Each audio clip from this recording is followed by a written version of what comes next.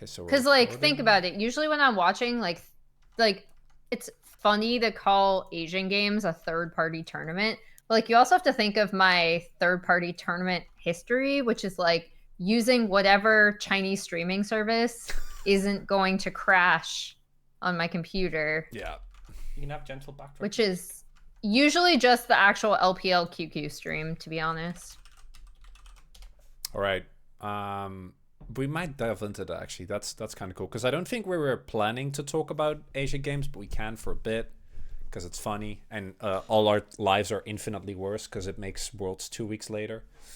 Well, it also just fucks up a shit ton of teams. Yeah, and it's just and it's a the bad tournament. Itself is the fucking tournament terrible. Sucks. Yeah, it's so bad. I'm looking forward to the one best of 3 between China and Korea tomorrow that decides baby the fate of like. Yeah, whether the Korean players have to players. serve in the military. Yeah, it's great having their entire careers in the hands of this best of 3. Have you guys seen, like, wait, where is it? There was some BTS fans were getting very pressed. Yeah, no, Discord, we're not talking about that. My Discord has been keeping great track of it. Yeah, no, I know. It is amazing. What is this for someone who have no clue what that was? Okay, I can only assume it's because BTS had to do military service. Yes, I'm gonna go live and then we can talk about it because I actually think it's very funny. Basically, there is a metric fuck ton of BTS fans that are already mad because BTS went on the hiatus and then a bunch of them, I don't know all of them, but I know a lot of them went into the army and then they're mad because they're finding out. Yeah, the rest are going at the end of this year, I think. They're planned to anyway. Sense. Okay, I'm recording. We are live. I think we got Can you guys talk a bit? I want to see levels. Should definitely done this beforehand, but I feel like everyone's pretty. Yeah. Hey, I mean, better to get it out of the way, I guess, at the very start. All right. If we're already live and we're already recording. Okay, Jamada sounds great. Thank you very much, Gouldy B. Of course. 1, 2, 3, 1, 2, 3. It's Gould B, and I don't have more rhymes. That's what you get. Nice. That's for you, Chronicler. Emily, you're welcome. If you can actually do a rap in 3/4 time, I would be very curious to hear how that would like sound. Not enough songs are in 3/4 time. That's my hot take to kick this stream off. It's very relevant, Emily. I'm glad we're getting started. I'm glad we're getting started off right. No one gives a shit. Everyone is booing already. No. I think we're fighting. Orcs, can you maybe also do a sound check? Also, Discord keeps bugging in and out of the camera. I don't know why. You might need to adjust our volume separately. Yeah, can you talk a little bit? Yeah, talking about. I'm gonna just keep it on and then it should be okay. Related things. Yeah, I have run out of things to talk about already, so maybe we just nice. Show, you know. Yeah, I mean, I feel like generally you don't have that much to talk about anyway. Yeah, I feel like I'm quite. You don't go on rants, right? Can you swap the mic between the two of you? Orcs is very low compared to Chronicler. Is it actually or? Yes, Orcs is significantly quieter. Okay. Yeah. Is that better? I'm right. It's right in the middle. You're though. still quieter. Is this better? Yeah. I don't want to talk that loud. Yeah. Okay. Like just. I think can you do like an interview does and then actually move it? Okay. I'm gonna turn up the gain a little bit. Don't abuse it. Okay. Just a tiny bit. So now if you tweet, talk, I can retweet. I am tweeting. I tweeted so just now. Is this so annoying, isn't he? So demanding. Yeah. I lost a lot of games recently. Is this okay? Do I have to lean in like this every time? Just a little bit. Just a bit. Why do you have to lean and I don't? Though. Okay. Yeah, I just cranked up the gain. So we're both fine now? Awesome. Yeah. Yeah? That was a questioning, Jamada. Like, because I hadn't heard Orcs yet. Okay, yeah, it's perfect. You have this aim this way. No, but the mic is here. Yeah. This is where the mic is, so maybe it's calibrated to aim. No, it's not, because this is where it aims this way. Well, then why it aims toward both of us. Yeah, I'm just not going to turn on the stream and let my brain fill in what the visual for this actually is. We're trying to. Seems like a good idea. I think we're good. Yeah, no, I actually think it's better if you don't check the stream. That's funnier. I'm gonna. This is the actual welcome. Hello everyone, welcome to Region Roundup. The only change we made is that we replaced Orcs with Jamada, but I felt bad, so due to popular demand, I was brought back.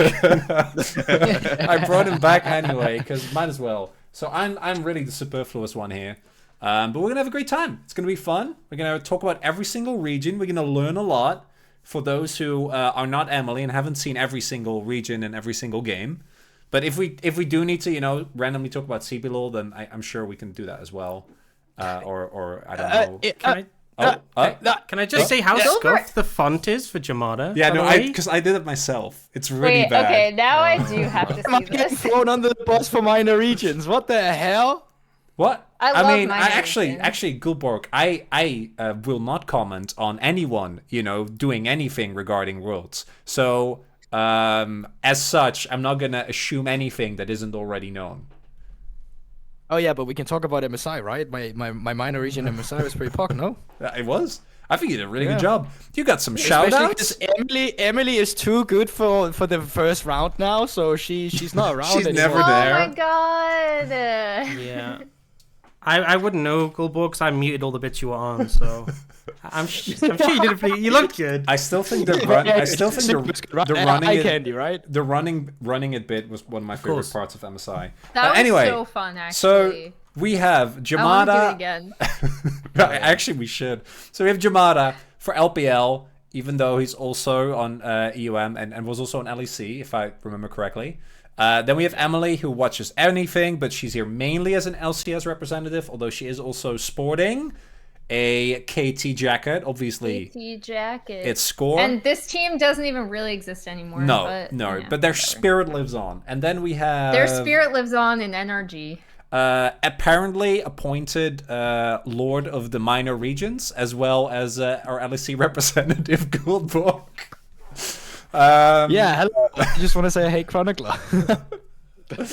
And then also Ox, who used to be on LPL and now is here with me in Korea. I don't really have a house, so I'm just... He's just actually on my couch. I wasn't invited, I'm just here.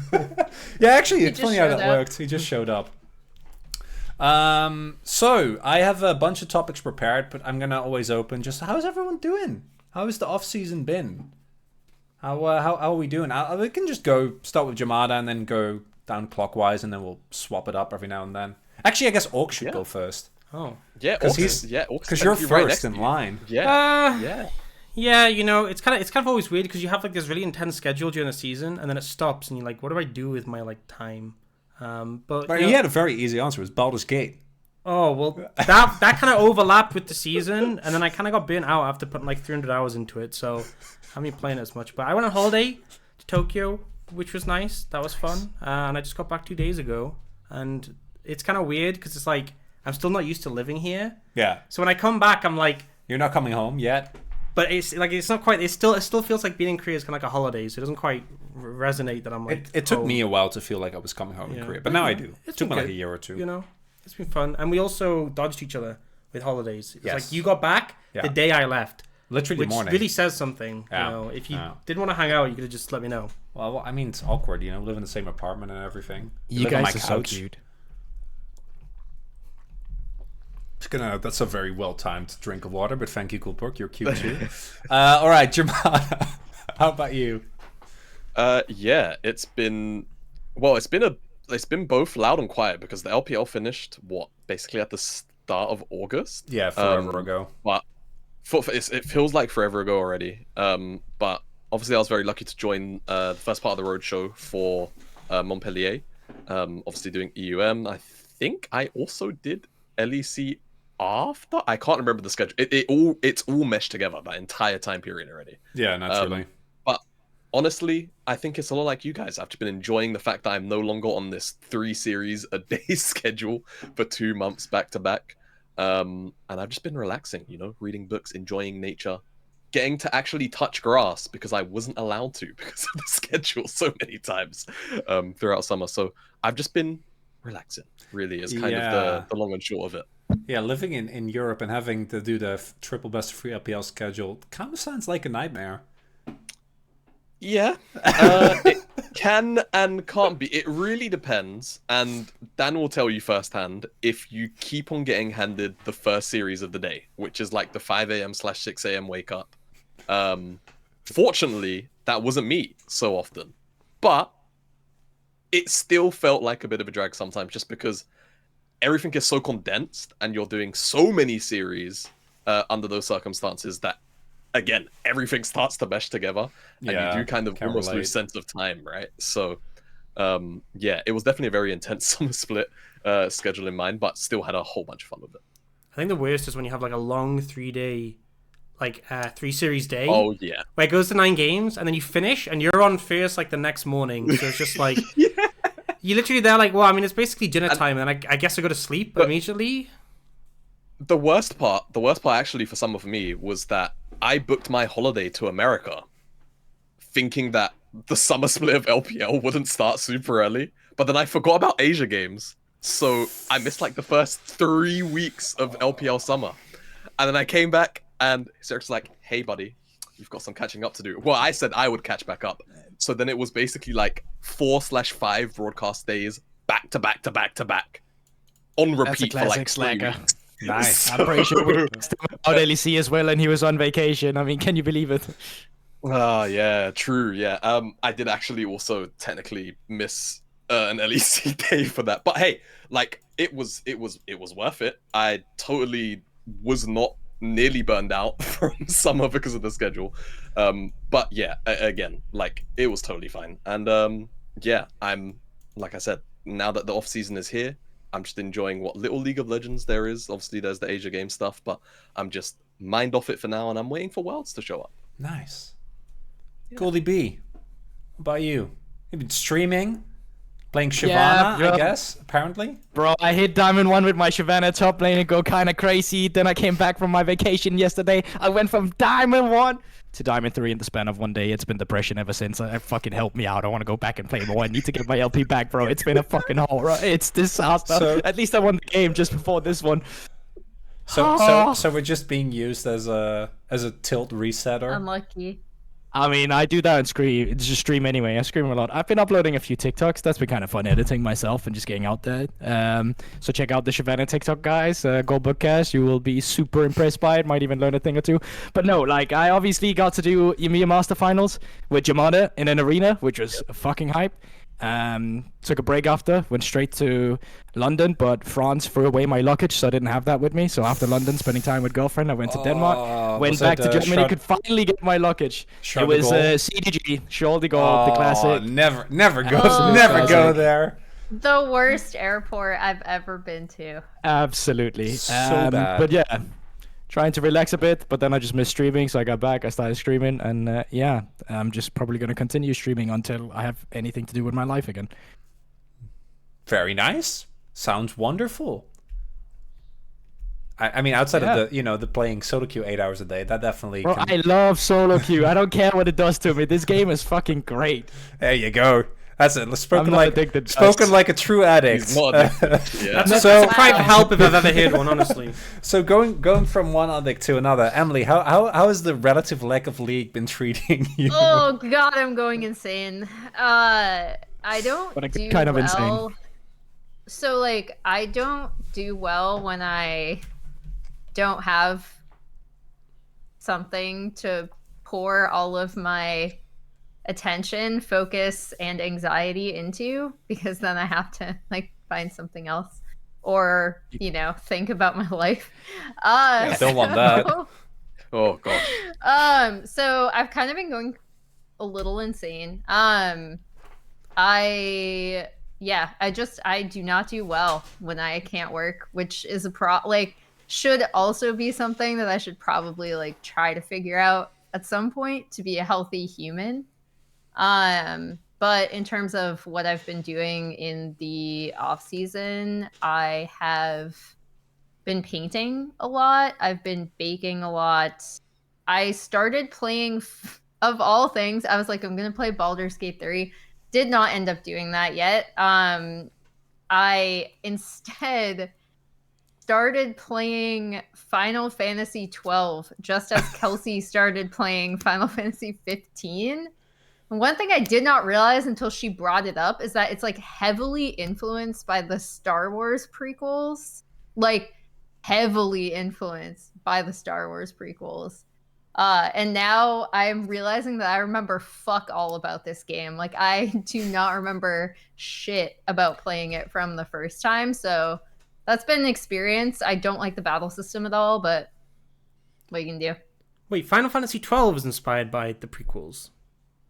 I don't know if it's inspired by, but it's like it's. I guess you'd say inspired by. Like it's incredibly. It's obvious that there's a lot of framing that is taken from Star Wars. Didn't know that. You know what? I mean, the prequel came out super early. Like they came it's out like 2002. Starting in what, like even like before 90. I think 1999. right? Like I think it's like 1999, 2001. Yeah, is the first one. And like That's still older than me and Jamada. True. And I'm trying to think. Oh fuck! I'm trying to think of when Final Fantasy 12 came out. Because I think the Phantom Menace is 1999, if I remember correctly. At least in the Netherlands. Yeah. That sounds right. Yeah, because I played 12 a bunch, and I've played the new version, but I've never put them together. And maybe it's been a while, so I can't remember, but I never do the connection. Oh. So first of all, I remember fuck all about the games I just said. But second of all, I wouldn't have made the connection either until Kelsey brought it up, and now I like can't unsee it. That happens a lot. It all happened to me. Yeah. All right. I've seen the Final Fantasy 7 painting. That was, or I guess it was Crisis. Was it Final Fantasy? Yeah, there you go. We can't see it. Well, we can't see it on the cut. There you go. Because that's a banger. There we Awesome. go. You can see all my like Mad Men 60s ads too. Yeah. Damn, I mean, those are really good. Those are kind of a classic. You don't want to see my house. I kind of do, but that's for another day probably. It's very messy. As you can see, there's a pile of records over there. So I got laundry in the bag. Okay, you wanna compete? You already have the aesthetic. I mean, there's actual laundry drying behind you. I've just realized that all of Mao's OBS is in Dutch, and it just has like streaming stopping, and it's just... Don't press that button. Don't press that button. You gotta press that one. That's a real language for sure. Hey, Dutch is valid, okay? Is it a weird language? Yes. I mean, Guldborg got my back on this one. You sign off for that one at the end. At the end, you need to be like streaming stopping. So That's amazing. That sounds really nice, Emily. I'm glad you're still holding on for dear life until in a short amount of time, for like a month and a half, Worlds will be back. I went to Jakarta to wedding plan. That was awesome. That was really fun. To avoid Dan, right? Because we kind of aligned that. Yeah. Then I came back for Atlas's wedding, which was also dope. And then outside of that, I've been playing a lot of video games, some visual novels, Baldur's Gate, board games, and I watched. Sorry, where are you in Baldur's Gate now? Oh, I'm not very far. I only played before I left. I haven't played since I got back because I really want to play with our playthrough. Oh god! And then I really enjoy our play. Our playthrough is fucked. Straight after this stream, we'll make a playthrough. Go. No. I don't. No. I don't need another playthrough. I already have enough issue with the two existing one. And then I also watched Heavenly Delusion, a really cool anime. Would recommend highly. Really cool. And that's about. And I've been exercising. That's about it. Making bread. Made a banana bread. You want a slice of banana bread, actually? Sure. In a bit. Yeah. I mean, afterwards, because we're doing this now. I'm glad you clarified that you were making actual bread and not like making money. No. Making bread. I'm streaming. You think I'm making money after that? Hell no. So I'm making which bread, is a reminder, any Twitch primers. Any Twitch primers in the chat support our boy Chronicle. All right, I think it's time to move on to the first topic. We're just gonna. I think we're gonna go reverse. So now we're gonna go to Emily, and then we're just gonna keep going back and forth. We're gonna snake it. Let's start off with these were in order from when we did the episode like a year ago. So I'm assuming past us did a good job on this. I did dye my hair. Yeah, it's white. I never trust me. And there is the first Prime sub. So thank you, Dan. Hell yeah. As it turns out, shilling works. So question number 1: best player coming out of your region. Ooh. And it can't be, I guess, Jojo because he's not coming. Although he is in Korea, as far as I've been told. Yeah. Oh, there goes all the primes. Look at that. Nice. Oh, hell yeah. I can't see it beautiful. because I ended up not looking at stream after that. I'm seeing a menace. I don't. That's definitely not true. that's No, that's I that's wouldn't say that. instigation. I mean, so for me, even though they looked pretty bad in playoffs, I'd say, and I'm gonna delve into not necessarily why, because I don't personally know the reason why, but like it has a lot to do with my faith in their team, which vacillates wildly from like they can be the best team in NA and they can also look like poop. Is River actually from Golden Guardians? I think he's already been on the international stage before and performed really well. I also think he's just such a crucial part of how they work and what they do as a team. And I just think he's a really, really good jungler. And then if that's like cheating and you want me to pick a native like NA, like an actual like native NA player, I'd actually weirdly give a shout out to Palafox. He's the best performing mid in our playoffs overall, and he has leveled up so much this year. And I think in a region like North America, where we don't have as large of a talent pool for a lot of reasons, and I'm sure I'll be touching on that later too, I think it's crucial that teams actually take the time to give their native talent a chance rather than booting them immediately after they make like one bad play or have, one bad season. And this NRG roster is really special for that reason specifically. And I think you can look no further than Palafox to see how much a player can actually visibly improve over the course of like a year and a half when actually given the chance to do so. So that's really cool. Yeah, I was talking to Azul, and he was actually mentioning the same thing, where I felt like Palafox was actually leveled up so much. That's really cool, though, given the, the general tendency of regions to import challengers players with varying results. Also, just like, I know why it happens, because this isn't an NA specific thing. But I think NA has a specifically unique problem where they tend to be a lot more harsh on their own talent. And I think there's a lot of reasons that happens. Some like completely specious arguments, and then others very like realistic reasons that make a lot of sense. But that is always frustrating to see. So that's why NRG overall, and you'll hear me saying this probably multiple times throughout this, is just a huge breath of fresh air for North America, in my opinion, in terms of not only do they have native NA talent that a lot of fans have kind of really, really attached themselves to, but also they have talent that wasn't always, like Dokla dropped all the way down to amateur before he got back to LCS. Contracts, like every single one of these guys thought of retiring at some point. So, and like in a very realistic, like, is this the end for me? Is any team gonna want me after this? So they're a very cool story. And I just think Palafox is like a great example of like, if you actually give a player a chance, there is a remarkable amount of improvement that he's had over the course of the year. Awesome. And so Palafox would be your NA player or North American player, and then River as your actual individual best player coming out of the LCS. Yeah, I just think River's actually so fucking good. Like, I really respect how efficient he can be, and I know a lot of people will not like his jungle style, and I'll admit that some of that is because I do tend to like junglers who are very efficient, not only with their pathing, but with their lane communication, like where they can affect their lanes. And that's what I think River does best, is just recognizing when he can actually get his lanes ahead. And I know not everyone likes the style. Not everyone loves the level 2 gank coming out, like MLXG, we're skipping camps.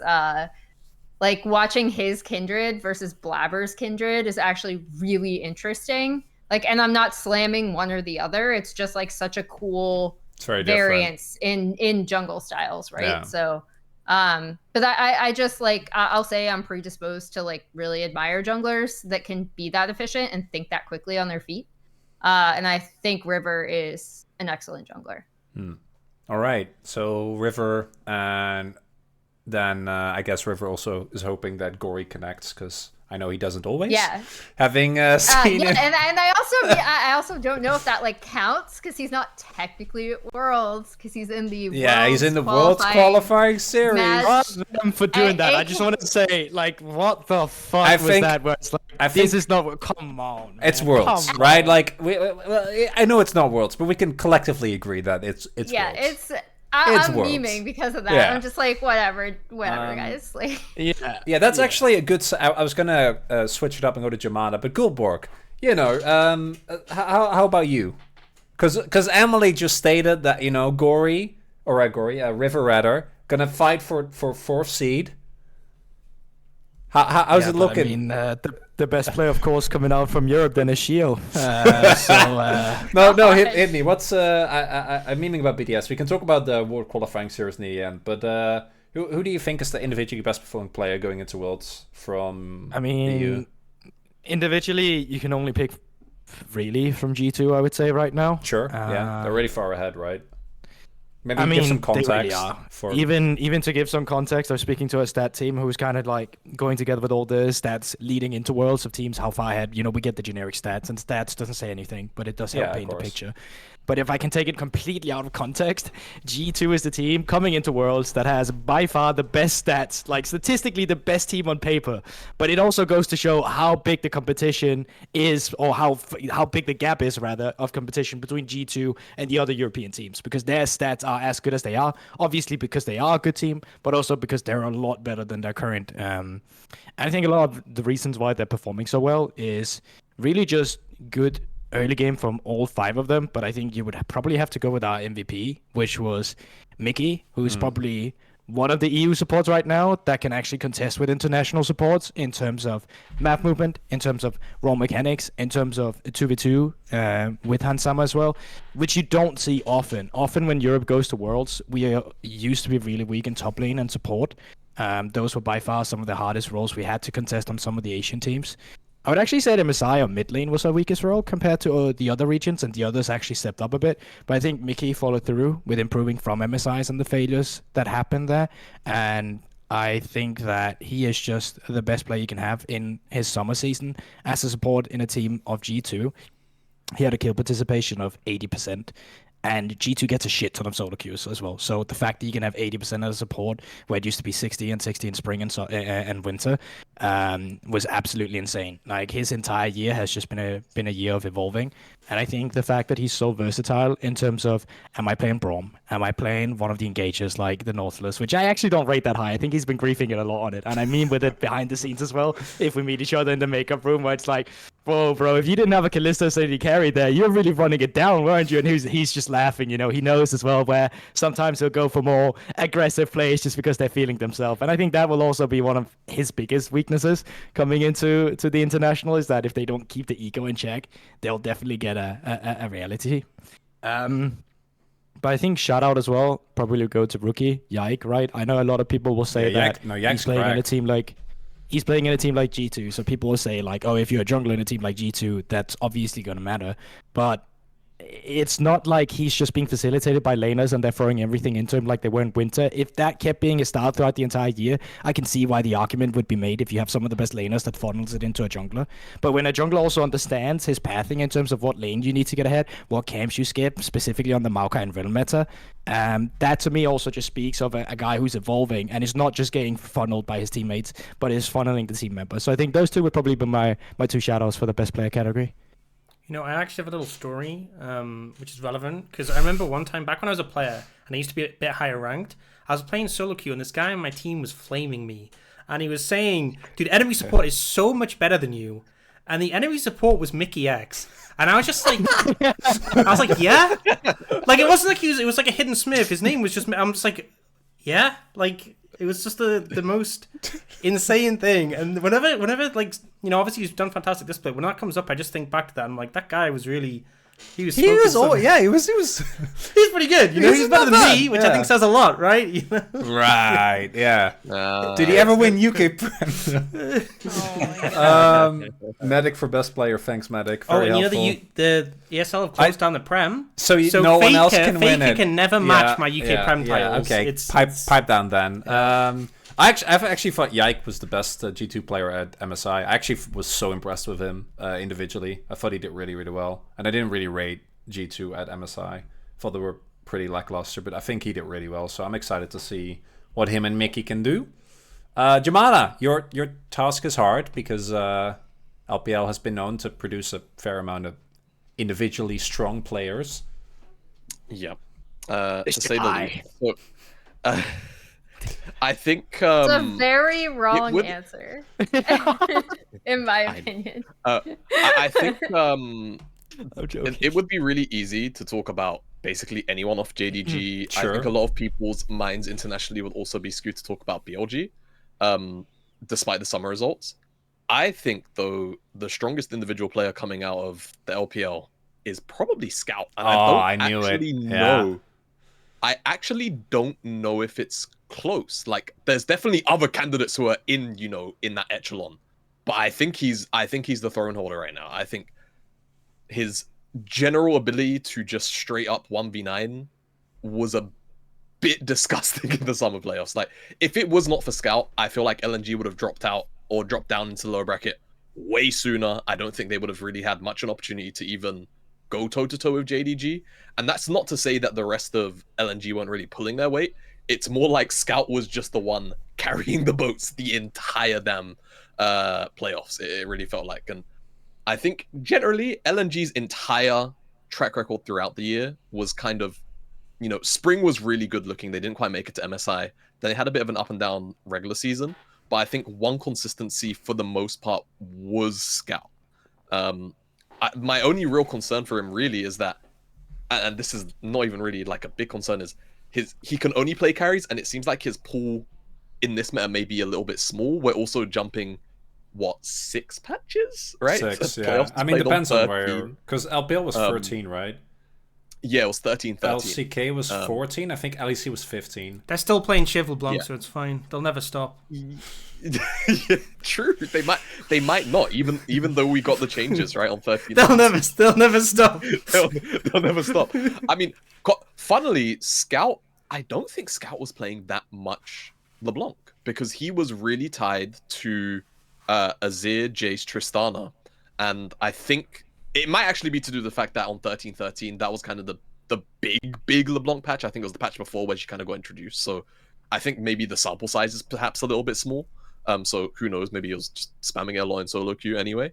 But his bread and butter really was throughout a lot of the back end of the split. Pretty much Azir, Tristana, a little bit of Annie because they still kind of lent on that at the time.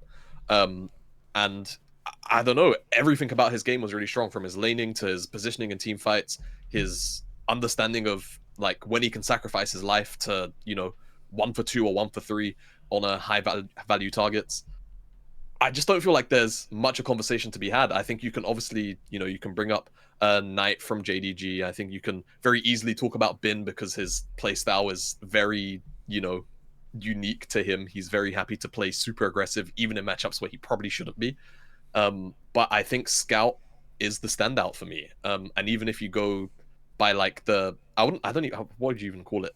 Not stats per se, but like the guy back to back spring summer, he was getting the most individual MVPs. And obviously Dan will tell you as well, sometimes MVPs can be a little bit janky because of the vote, but if you watch Scout's games, he's earning them. Like he is really, really earning them. So for me, I don't think it's really close. I think the playstyle that LNG also have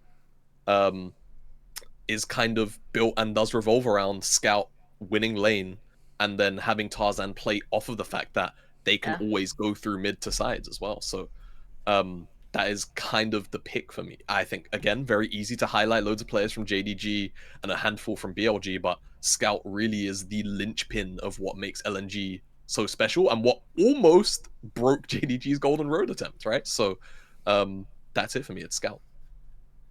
He also won league MVP, right? Like, it was Knight that won first team All-Pro mid, but then Scout won league MVP. Yeah, it was, yeah. I think that just also speaks to like how, because I know like a lot of, so I will full agree LPL voting in particular, and I know people also have problems with LCK voting, which I do as well. But LPL voting can be really, really jank, but I do think that in and of itself kind of illustrated for once, like actually correctly, just how important Scout winning lane doing really well is to LNG's success. For him to be able to get that MVP overnight, even with Knight winning first team All Pro and him winning second team All Pro. I think so. I thought you have more thoughts, Dan? Yeah. No, I just like that. To me, that's because I feel like sometimes it's very muddied with like the difference between All Pro and MVP.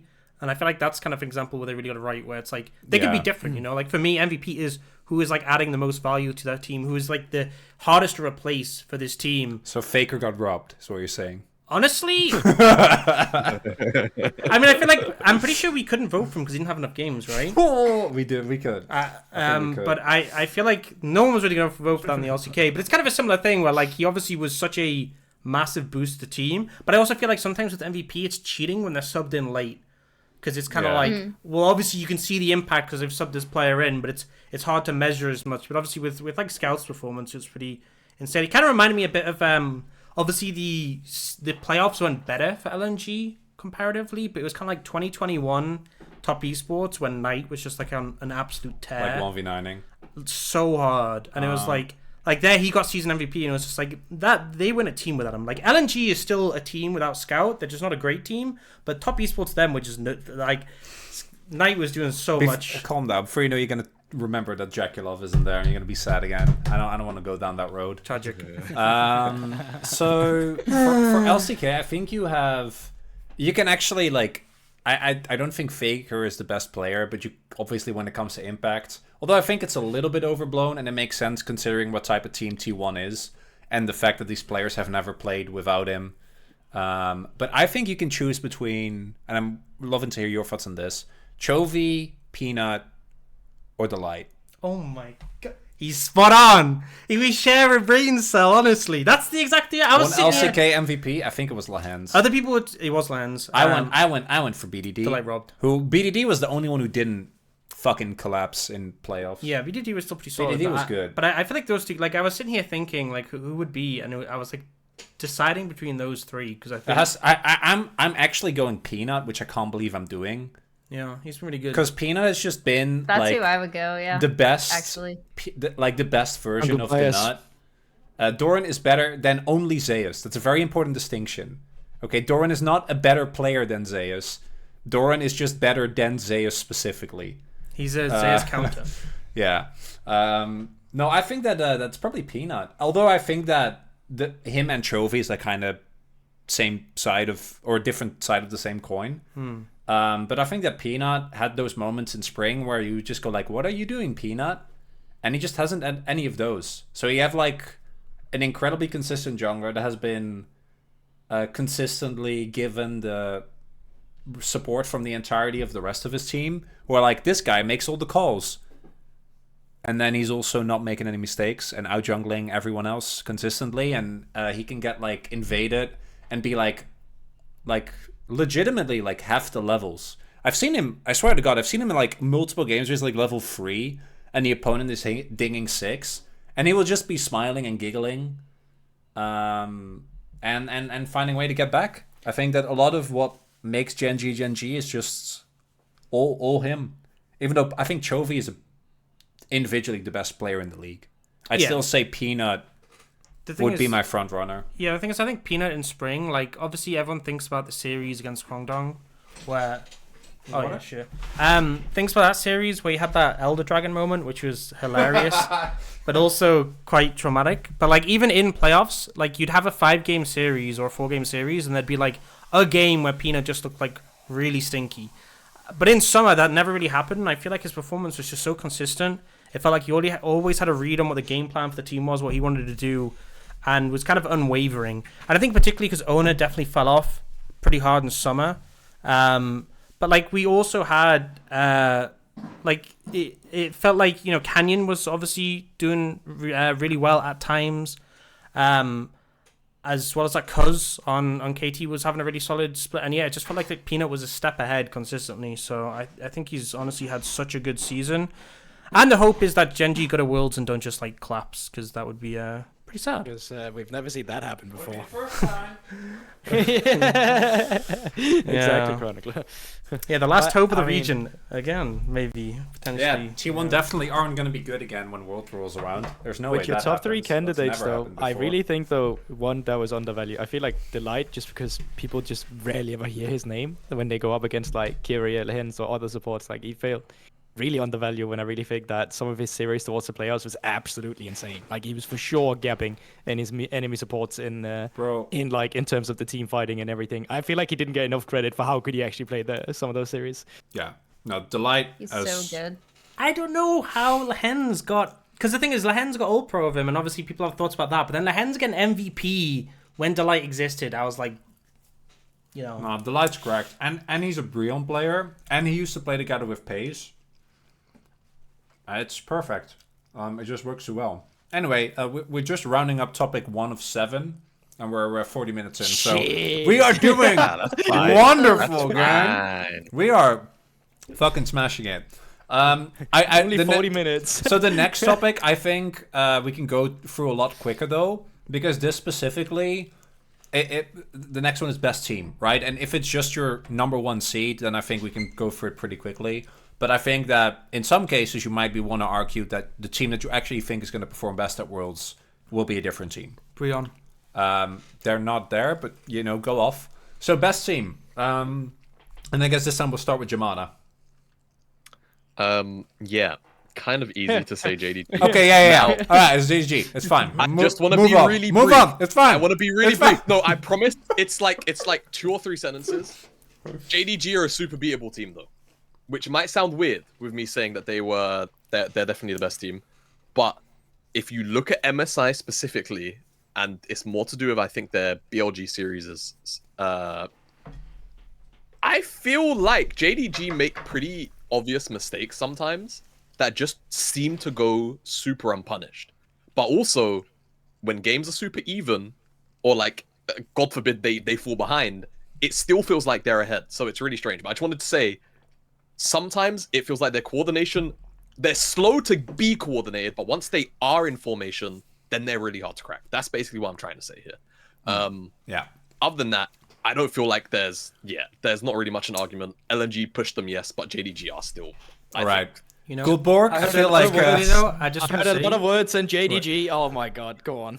I just want to say though, because I feel like the MSI meta as well was so perfect for JDG. Yeah. Like 369 was just by far the best tank player in the world there. Obviously, Rulon, like these 80 carries with enchanters playing front of like that. I don't think they were beatable then. And like a lot of people have said like, oh, JDG are still really good. And like, yes, but like I think MSI was like perfect for them. Does that mean I think they're gonna be bad than Worlds meta? No. But I think they're beatable when MSI like they were not. When we saw the meta, the dust settling, I was kind of like, oh boy, this is a team. Yeah. This is they're in a solid spot. Yeah, Guldborg. I'm just gonna G2 assume... and I'm going to the bathroom. Yeah, there you go. Wow. The man talking about how the stats, their stats don't matter, because G2 is too good, which I think makes sense. And I really hope that it doesn't hold them back, right? Because it feels like they're such a cool team, and they're showing a lot of the same creativity that. Even I didn't particularly care, and obviously I have a lot of unresolved trauma because T1 got massacred by them in 2019. This is also going on YouTube, yeah. But I do think that I hope that the time that they get, especially with the LEC schedule being kind of whack, is enough for them to really show their best form at Worlds. Emily, well, that was it. Just closing thoughts. Guldborg didn't really offer a whole lot. Very rude. I mean, it's definitely no, it's nothing. So ours is really weird, I'll say, because Is it Golden Guardians? Well, so the problem with Golden Guardians is that they can look like the best NA team, and if we talk about the World's qualifying series, I'll also talk about this too. But they can also look really, really bad, and it just depends on the day and their coordination. And they themselves have been really upfront about that, so they're a really frustrating team to try to pin.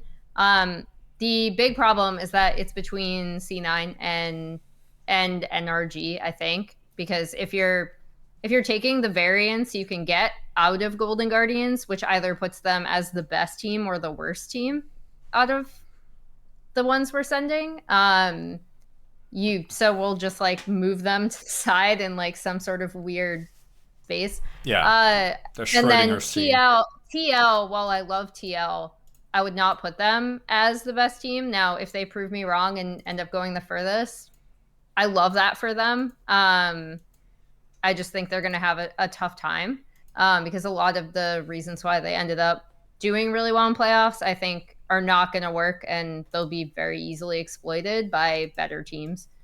What was the pick? What team was it? TL. So like they're out. Oh. They're also out in a different way.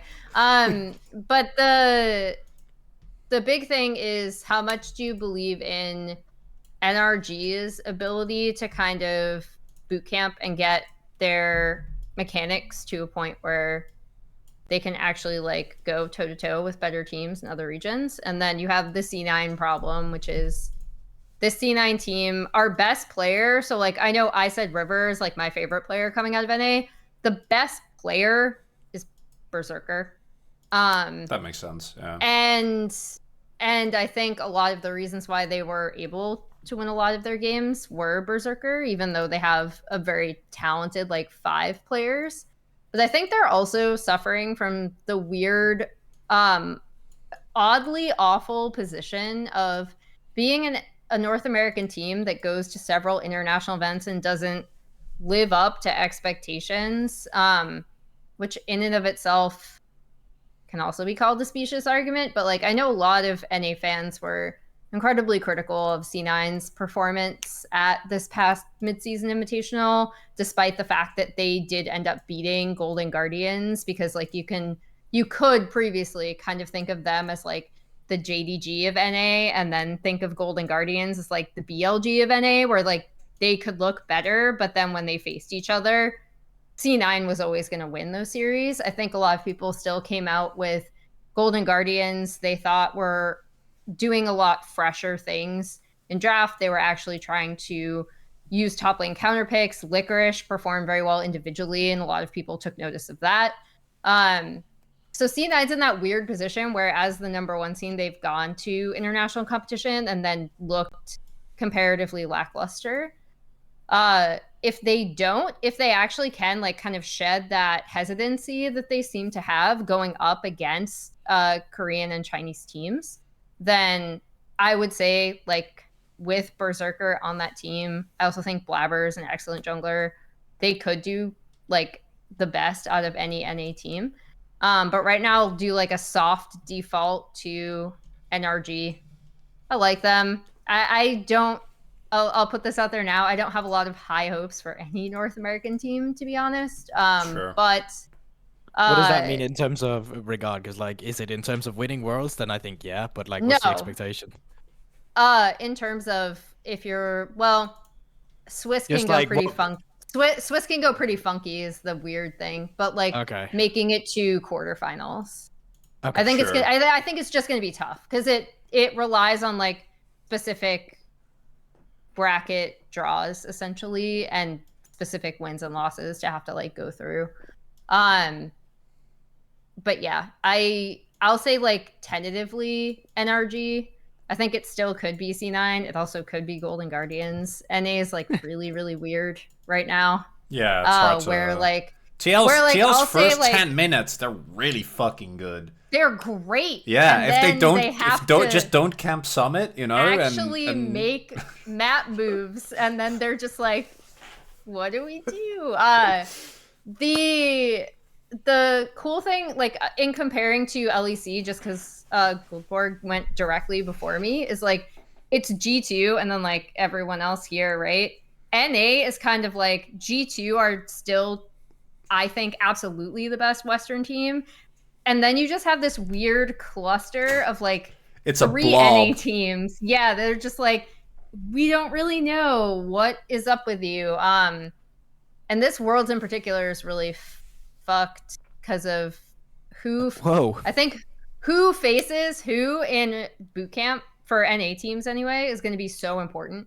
If they don't have like a good meta read off the rip, that's also going to be really difficult. So whatever team has the best meta read is going to do well. And it's going to be one of NRG, C9, and Golden Guardians, which is a terrible answer. I hope. All right, I hope that's that's a bit of a cop out. Exactly. So for LCK, I'm gonna hate that I'm saying this, but I'm pretty sure I think the best team and the best performing org, and I think in general their performance has really been underrated over the last like 2 years, has been Gen G. But when you ask me like who do I think is gonna get the farthest at Worlds, I think it's T1 again, man. Yup. Like I actually even with everything they went through, no, I know I don't like that. I want because I think Gen G, like the fact that the core of Doran Peanut Chovy, right, like winning Ruler's first LCK title, then getting to semis at Worlds, then being pretty underwhelming at MSI, but like winning the both LCK titles this year with a like relatively unknown. I mean, if you watch Brion games, you could see the light was good, right? But you weren't expecting him to be like in contention / the best support in the league. And then Pace obviously being probably the most talented individual like player since Chovy and Showmaker and Canyon joined the league. You know what's so weird is I feel like Paze has actually gotten like a lot of people have been downplaying him because he's on Gen G. Yeah. Well, like because he came in and like especially spring, people like super hyped. Oh, this guy's replaced Ruler. He's looking so good. And then over summer, I've seen a lot of like fan sentiment where they're like, yeah, I mean he's just doing good because they set him up for success, you know, and he's not really doing anything special and he's not even that good. And I'm like, I feel like you've just kind of gotten accustomed to it. He literally, he will be 17 at Worlds as well. He's a 17-year-old who filled in for Ruler and still was able to win his team 2 LCK titles. Like, what the fuck are you doing? It's I don't know. I think that it's normal, right? Because there was so much hype around them, and that it will also be equivalent backlash. My problem though is that I think that Gen G internationally kind of stink. I think that Peanut is actually one of the players, as highly as I rate him domestically, that internationally just has never impressed me, has never been able to give the same performance. Whoa, Doran, what about that SKT game where he got like a million kills? Remember 2017 with Hooney? Yeah, I do. That was 6 years ago. He's probably one of the most probably high-stake losses taken in an international tournament. Even if you go back to like Rockstiger's semifinals, like making it to the last hurdle and then failing. Yeah, Peanut is probably the player that made it the furthest and failed the most time. Well, I don't know. It might still be Deft or Faker, just given how many. But I mean, just all of T1. Yeah. I mean, but Peanut's definitely up there, right? But that is the reason why I would not. I think that on paper, Gen G, and if they play the way they do in the LCK, are 100% the best team coming out of Korea. I think once it comes down to it, and once we get to knockouts at Worlds, it will probably be T1 again. And they'll probably make it to finals, and then they'll lose. I'm just worried about things like against JDG. Gen G, like different food when they go to Worlds, like jet lag, all these things. And now they don't have any of that. You know, right? Historically, they need to use them as excuses. Korea usually loses in Korea, right? They do. 2014. Well, I mean, there's been 2 Korea Worlds, right? 2014 and 2018. It's a coin flip. It's a 50-50. Yeah. So I think people say that just because 2018 was such a disaster for Korean. It was it was a horrible year, right? But like memes aside, I think that it should always be Gen G. I think they're the most well-rounded team. I think they're really meta-proof as well. Except if it's a top lane carry meta, then we're kind of screwed. Although like Doran against non-LPL teams will be fine. Doran against LPL teams. What do you think of DK? I don't want to fall into. Every fucking year I fall into the DK Dark Horse trap, man. I swear to fucking God, I don't want to. No. I know it's a carry jungle. Yep, I know it's a carry jungle meta. I was like, it's DK. It's never DK. I did that for Worlds last year. But it's Deft as a fourth. No, not happening. Okay, Yeah, so I did it for Worlds last year, not MSI. so basically, all of us except Emily just picked the number 1 team because we're still going with Gen G, right? Yeah. You said T1. You just spent 30 minutes talking about T1. It's always Gen G. It's not KT. It's not KT. It's never KT. It's not KT. It's never KT. Sorry, KT fans, but I think KT has no hopes or will. Yeah. Yeah, should I give my KT, like my actually, take on KT? Yes, hit it, Emily. So yeah, like everyone knows I'm a KT fan, so obviously like there's the whole like don't get excited. Yeah. I'm just gonna always say that they're shit.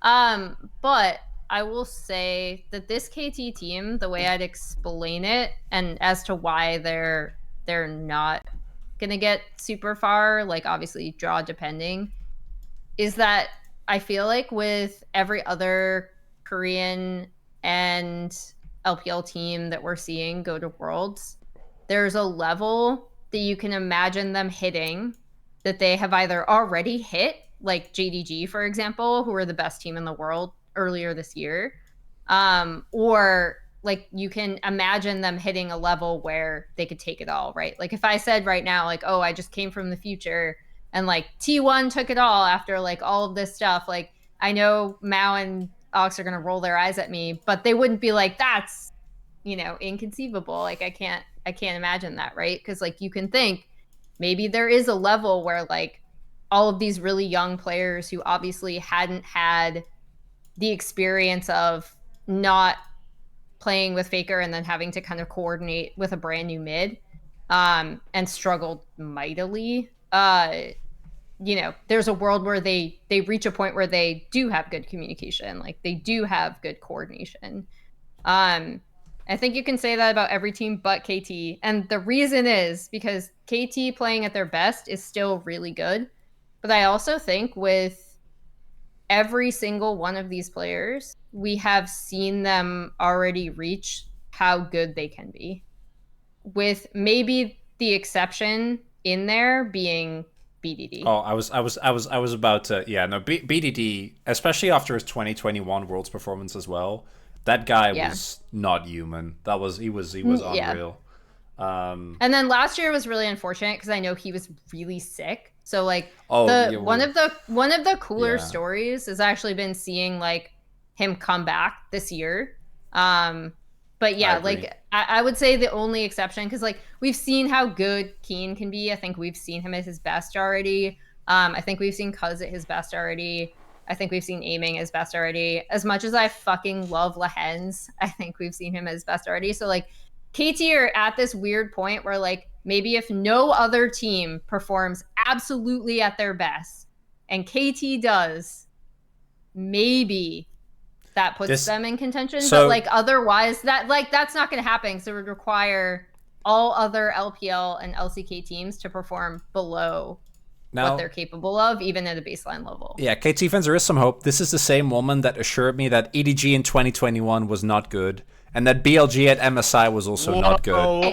So BLG at MSI, first of all. No, we have to move on. We have to move on. BLG at MSI. That you have to give me. No, you can. I'll give you that. I'll give you that, Emily. And I'm obviously memeing, right? And KT fans don't need my support because they've been KT fans. They know what they've signed up for. We already know. Do you want to ask Guldborg something when he's back? Obviously a lot of hype around this G2 team. How far do you think they can actually go, and how do you think they'll hold up? I mean, it's obviously hard to speculate, you know, but it's just like people talk about like 2019, how far ahead G2 was then. Like, I'm not saying it's going to be like a repeat of that or something, but like, do you think they'll hold up against the Eastern teams? Like, what seed do you reckon you could see them challenging? I'm just interested in your thoughts, obviously. No committal statement. I think what should be a given for, like, let's first talk about expectations for like the first part of it, right? Like, where would you expect them to go? Because I don't think they'll make it to finals. I think still what made 2019 G2 as good as they was also the fact how non-stubborn they were in terms of trying to make picks work. And I know a lot of people say they cook too much at times, but what I mean more in that regard is that having the possibility to have mages in the bot lane, when mages genuinely can be played and in some scenarios will be better than an AD carry, especially with so many times where we've seen like, oh, we need to have we need to have an AP top lane or an AP jungler just because we went for a double AD or an AD carry in the mid lane, where you could easily have an AD carry in the mid lane and a mage in the bot lane that would round out the composition better. Yes, for example. And that old G2 was able to do that a lot. I don't think we would see that here. I think that quarter should be a given. Like, that should be like, we will make quarters, and if we don't make quarters or out of Swiss stage, that would be disappointment. I think semi-finals, if we can make it that far, that would be, holy shit, this is fucking great. And finals would be out of this world, and I can't see them win worlds. I think they can, on maybe good days, against not necessarily the LPL teams, but I think maybe some of the LCK teams, they can try and contest with them. Bro, Weibo could lose to anyone, honestly. Yeah, so I'm just gonna say this right now. Seed, right? So I can totally, like, they're 3 or 4. I can see them. Yeah, LPL, look, I can't see, like, 1 and 2, that's why with LPL, I'm like, okay, I don't think they could win. But I think they could be 3 and 4. And I think they could be 3 and 4, both with LCK and LPL. That is exactly where I'm actually at with G2 as well. Because I feel like, look, it's nice having the Shy back at Worlds. Should Weibo be at Worlds? Personally, I don't think so. I think outside circumstances did help push them over the line a little bit. Right? Look, I'm not saying that I'm a Weibo hater, right? But I feel like the general, collapse of EDG, and top esports also underperforming, did kind of just by default make them the 4th best team in the LPL. That's kind of it, right? So I feel like Weibo, Weibo can lose to anyone, but they can also beat anyone on their day. It's extremely fucking weird. But I actually think BLG, the former BLG that we saw in playoffs, G2 could quite handily beat, to be honest with you. Like, if BLG haven't got their shit together by Worlds, I'm genuinely serious. I think it could, like, be like a 3-1. Like, it could be a G2-sided series. Emily, I'm not going after him. I'm actually thinking that he agrees with my hot take that I don't even know if this is a hot take. The BLG are going to look a lot worse at this year's Worlds than they did at MSI. Like, I thought MSI was like the perfect storm of like, this meta suits us. Bin is playing really, really well. Our bot lane is playing really, really well, which is the bigger surprise, honestly, than Bin kind of like being their top lane carry. And while I do know that like Camille and Gwen are coming back, which is very good for Bin, a lot of the reason why I was yelling at Mao for saying that I thought BLG were shit at MSI is because they were so volatile, right? It wasn't like typical not faith in LPL teams. But I think they actually could have a lot of trouble at this year's Worlds if they don't figure some shit out. So they're the sacrifice. They're the inevitable. They could be. Oh god, if they're the sacrifice, and then it's Weibo coming up and performing super well. It's DRX round 2. Hilarious. We will not hear the end of it from Kadriel ever. No. If Weibo make it like even remotely past top 8, it's gonna be a disaster for everyone. But like, jokes aside. Well, everyone, and I'm serious. But like, jokes aside, I feel like BLG, like what they showed us in playoffs was like they were a form of their, they're a shadow of their former selves. Yeah. I think they've always just been second fiddle to JDG this year, and I think that's acceptable. But I think the way that they were dispatched against LNG, and even technically they're showing against top esports in the upper bracket, like. I think top esports in that series played themselves more than BLG played the game to win. Can we stop mentioning top? It's upsetting Daniel. I think that Dan needs to. I'm a top esports fan. I'm sad they're not there as well, mate. No. I'm not sad they're not there. I'm glad they're not there because hopefully they just destroy the roster. They rebuild around Jackie Love. Is Ming still teamless? Are you glad? Are you glad that Weibo is here? I wanted OMG. I wanted the chaos because EDG were collapsing anyway. OMG would have been really fun just because that roster is really fun. Yeah, I think realistically the most competitive 4th seed that we could have sent was either OMG or top. Like, that's just kind of how it is. EDG were no longer the spring EDG, but yeah, like that aside, like I said, BLG aren't like bringing them their MSI version of themselves to Worlds in terms of performance. there's a big problem. They'll still confidently make it to top 8. I don't think that's a problem. But I think like if they roll into like the other heavy hitters of the LPL or the heavier hitters of the LCK as well, then yeah, I think there's problems regardless of what meta we kind of end up in at Worlds. Also, I feel like it was so weird during MSI. We kind of had this like, it was kind of like a fever dream where Shun just kept like ganking bot level 3. Oh, nine times in a row, and both Genji and T1 just never did anything. Yeah. They didn't figure it out. Yeah. Like 3 games into the series, and I see Gumishi and Keria like heavy trading when they're like when they know that jungler's topside. I'm like, you can't, you know. So like obviously they had a great performance at MSI, but also I kind of feel like the Korean teams did a lot of collapsing. So I was never like. Yeah. I was never when they went to finals, I didn't think they were going to beat JDG, which I think a lot of people didn't. But I never had that much faith in this team. I think Genji collapsed. I think T1 were just the bot lane, bro. Having to watch them trade 80% of the health when the jungler's topside and Shun 3 games in a row, and you but it was Omer's fault. Surely he's not coming bot again. He wouldn't do a 4th game in a row. To go back to an original point as well in terms of like while we do use MSI here, I think at MSI for European and West NA teams, I think it showed that they can actually in the early game laning phase wise go toe to toe with a lot of the Eastern teams, and it started falling apart in the mid to late game for a lot of the teams.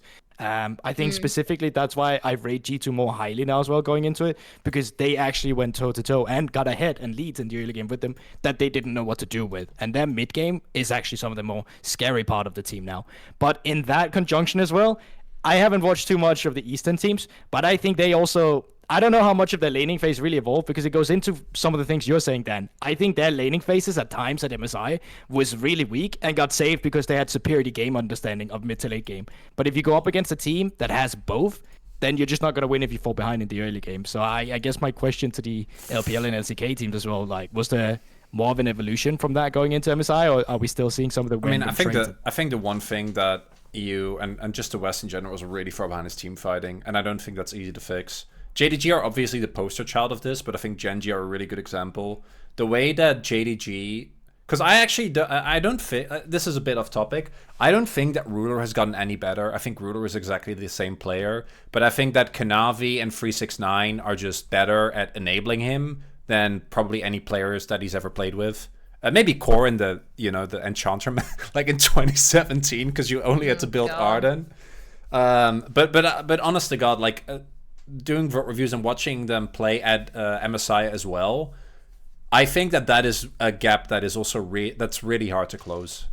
Because I think that even the weaker, outside of maybe D+, who I think are actually beatable in team fights, I think KT, this is just talking about LCK, right? But I think KT, T1 and Genji, all their team fighting is on a different level from any Western team, which makes it really hard to consistently win series against them. I think you can get game wins really easily, but I think consistently winning series, and this obviously goes for the LPL teams that I've seen that mostly like LNG and JDG are the same.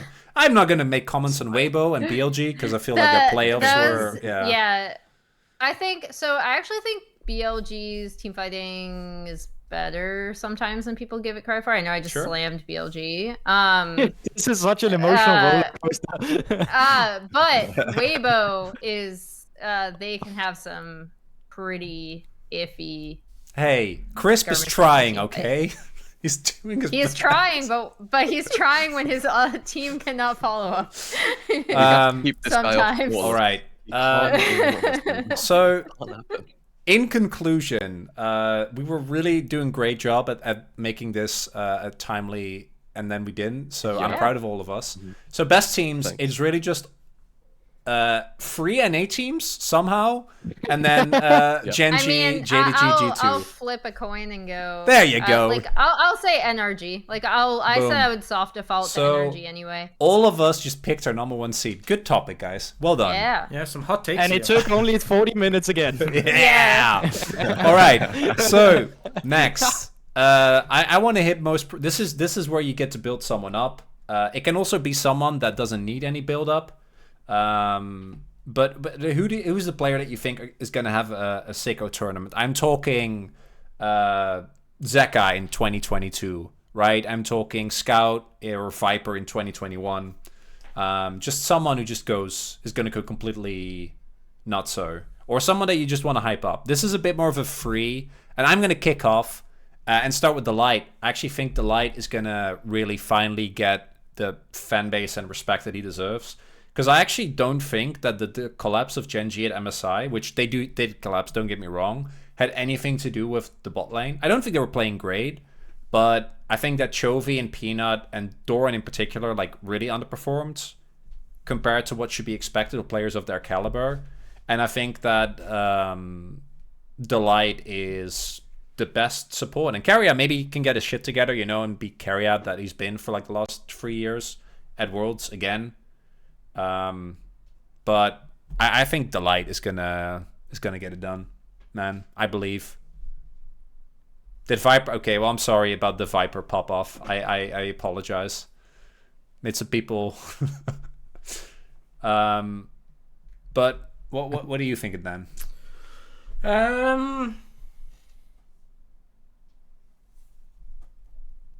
Yeah, I'm kind of on the Delight hype train. I don't think there's anyone else. I mean, same or Pace. Or Faker, but like, I mean, I don't have to tell anyone about Faker, so. Who's that? You could do Zeus, actually. No. Yeah, I think I'm kind of with Delight. I think especially when we saw Alistair come to the meta, I think there was that line. Who was it who said the line in I can't remember which player it was, but there was some like quote in an interview where someone was like, "Dude, just watch Delight's VODs of playing Alistair and do that." Like one of the teammates said that to their support. Just watch his in an VODs interview and do that. And then they did that and it worked really well. That's a technique. Just make sure Alistair gameplay of him. That's based. Yeah, we're on the Delight hype train. That guy's going to pop off this world, so I think he's going to do really well. Delightful. And I hope that, thank you. I hope that Gen G finally lives up and shows domestically what they haven't, or shows internationally what they have been able to show domestically over the last 2 years. Okay. I have a quick one just to go through it. So we could like the obvious one for people to put in here in terms of promising, like because they probably think of like, oh, most promising player. Yeah, it's a free category. Yike or something like that, right? But listen, we're sending G2, and then we're sending something that can be a flip. Like on their best day, they can generally be as like it's maybe a bit like NA, like Emily was talking about as well in that regard. But when you look at Fnatic and when you look at Mad Lions, like Fnatic particularly, Humanoid in the first stage of Worlds last year was the best mid laner in the tournament, and I will die on that hill in the first week. He was the best mid laner in the first week. I will die on that hill, but we're not arguing that now. But that can show up out very of good nowhere cop out. Continue. But the biggest dumpster fire EU sends internationally and everyone's favorite team to hate, Mad Lions. If if Mad Lions show up, they'll show up where it's like, oh my god, this team completely found the groove again, and the best player on that team, it'll be Kasi. If this team completely shits the bed and nothing happens, I can tell you what will still happen. Kasi will still be there, okay? I think Kasi has been super undervalued, and even if it goes to completely fucking shit, Kasi will still look promising, and I think that's beautiful, and that's something I'm looking forward to. Has a great Twitter account. Fanfic. Absolutely. It means we get fanfic out of it, which is great. Yeah. So you're that's a bold move to put your faith in Mad. Yeah. No, because I'm not. I'm still saying he will look promising. Okay, I like it. Win. Okay, you said this was a very free category. No, you're right. I'm choosing to with it. True. You will promise to write the most fanfiction. That's most promising. Absolutely, absolutely. Obviously G2 players can be slotted in, but I think that's boring. I think Kasi is a fun player to highlight, and he didn't get enough recognition. I like it. I appreciate your boldness, Gouldy. So I'm ready to see Kasi gap some smug Eastern teams. Wow. Okay. I'm just gonna put in an honorary of just the entirety of Mad Lions as my like European vote, because I just feel like that entire team just like shares one brain. And it's they're either all griefing or they are all simultaneously just the best team on the fucking planet. Like, but for zero reason. Hey, but what about laughing? Is that okay? Have we landed on a definitive answer? Laughing After a loss? Like, do we know yet? Still not sure. Look, it's a tough discussion, but look, Mao, mi no hablo español. Okay, I just I don't want to get into it right now. Je ne parle pas français. That's what you need exactly. to say. Exactly. But yeah, I think moving away from Mad, and I do kind of agree also with Guldborg's vote overall. It would probably be Kazi if anyone. Again, because it's the LPL, really easy to talk about JDG. Really easy to talk about anyone on LNG really for this. I do, as much as I give them a ton of shit, I do want to say that I think the pop-off player would maybe be Xiaohu from Weibo. I think he silently had like not even silently, like he had a pretty decent split. Now, the problem is we're going into summer. Bad days. Yeah, coming into summer, of course. Now the problem is when he has his bad days, it really does drop off a cliff into the Marianas Trench. He looks horrendous, but I feel like throughout a fair amount of the playoffs specifically, like I would say 75% of the success of Weibo came off the fact that Xiaohu just kept on getting his ear and no one could murder him, and he was just kind of donkeying everyone. So yeah, I feel like for me it's Xiaohu. Someone in the chat mentioned the Shy. I'm not going to talk about the Shy. Because look, we know what kind of player the Shy is, okay? It's either he's prime Shy from 2018, or he just dies like 3 times solo inside of his lane in the first 10 minutes. That's it. There's no in between. It is just a pure, like, you're on either end of the spectrum here. So I can't wait for the inevitable Deshai versus Doran matchup. That's going to be one for the ages. Yeah. I want Adam to qualify so I can see Adam versus Deshai. Oh my god. Oh god forbid. Yeah, no. So I would probably, I would say for me on this topic it's Xiaohu. But again, obvious easy answers: Scout, Knight, all the mid laners really that we're sending. I think Bard, Yagao, which might be a potentially hot take, are insanely good. Like some people really still like rate Yagao. I think he's had a pretty lackluster summer, and a lot of what made BLG very special in summer had more to do with their team play more than anything else. So yeah, no, Xiaohu's my pick there. I think that he is the beating heart of Weibo, and without him, they would look significantly worse than they at many times already do. But before we move to Emily, can we make a rule that she's only allowed to pick one? True. No, really easy one. If Emily wants to pick multiple, we're not about that. Cut one. Oh, there you go. I have a clear cut one. Yeah, it's Berserker. I think regardless of how, I think regardless of how C9 do, I think Berserker is absolutely going to pop off. Like I said previously, even though I highlighted Rivers, my favorite player, and then I also gave a shout out to Palafox, I actually think Berserker is like the single most talented player that's playing right now in our region.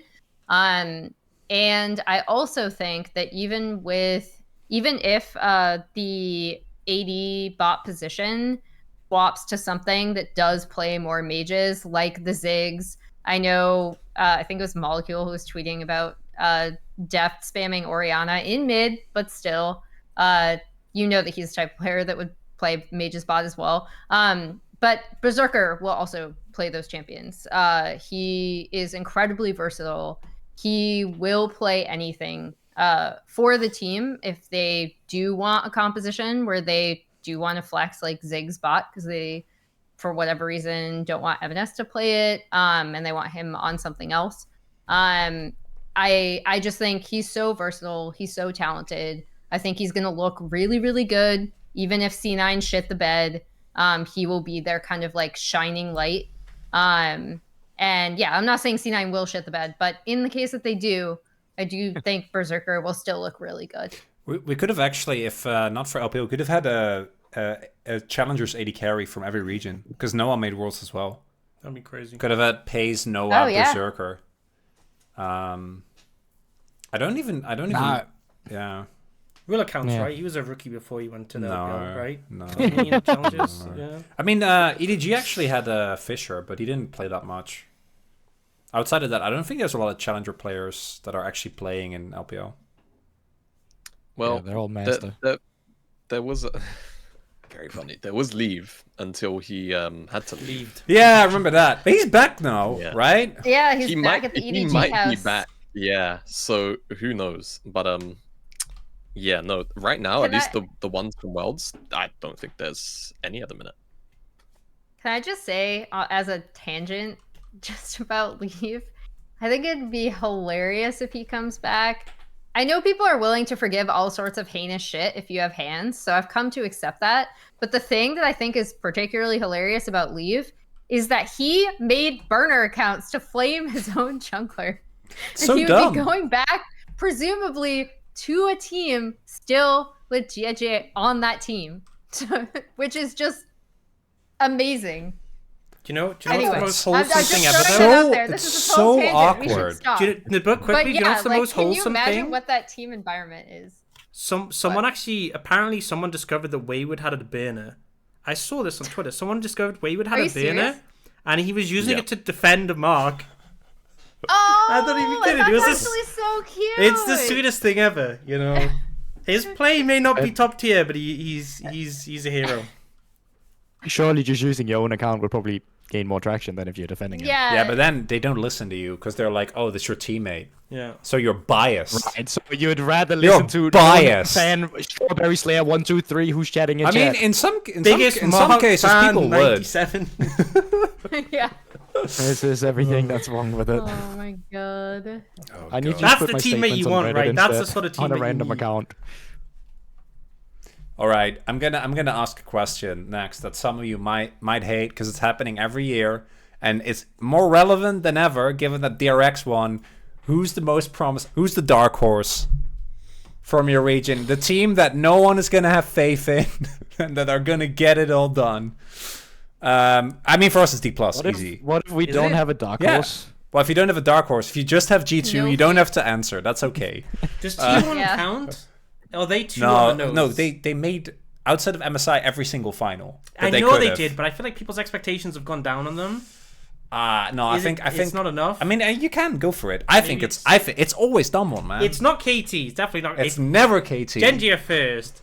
It's always dumb one, because it's literally the same. They're 4th seed.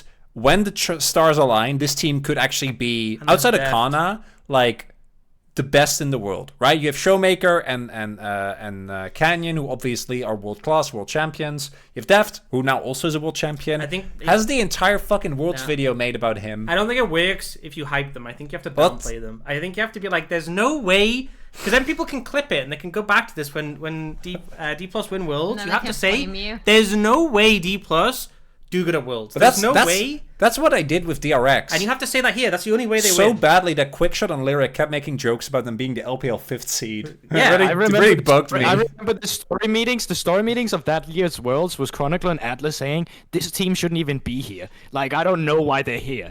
And then that's the team that won. But they were bad.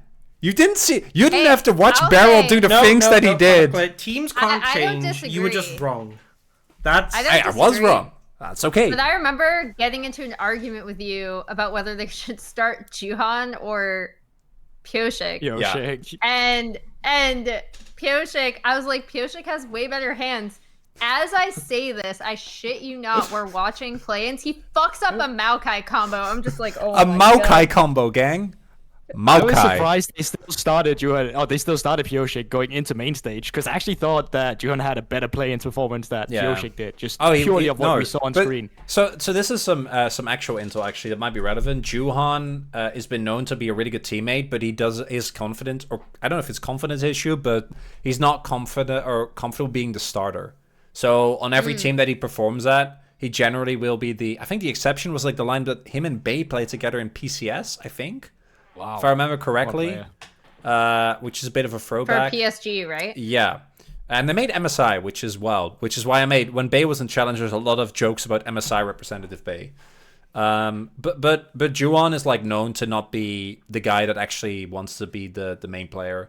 And also Bioshik on his good days obviously is a great player. I don't know. Bioshik's weird. There was a couple of weeks in 2022 where he was really good. Yeah, he peaked at the right time. So we don't have one for Europe because it's just T2. I mean, if I were to make one, it's Fnatic, right? If any. No, because like even if it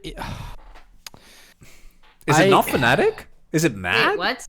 How would it not be Fnatic if it's you're not picking G2? It's not Mad. Listen, okay. So it's Mad, isn't it? Oh, he's gonna say Oh Mad. my Who's gonna God. do it? I didn't realize you're such a Mad Lion stan. No, guys, we have a fourth team, by the way. Yeah, BDS. Not yet. They're not in Worlds yet. They are. Guys, no, they're not. It's not Worlds. It's been stated. I think not it's Worlds. I know it's not officially. They haven't qualified Worlds yet. It's not the Euro Worlds, but it's de facto Worlds. They made it. They're in Korea. It's Worlds. So I'm at Worlds because I'm here. You get out of here.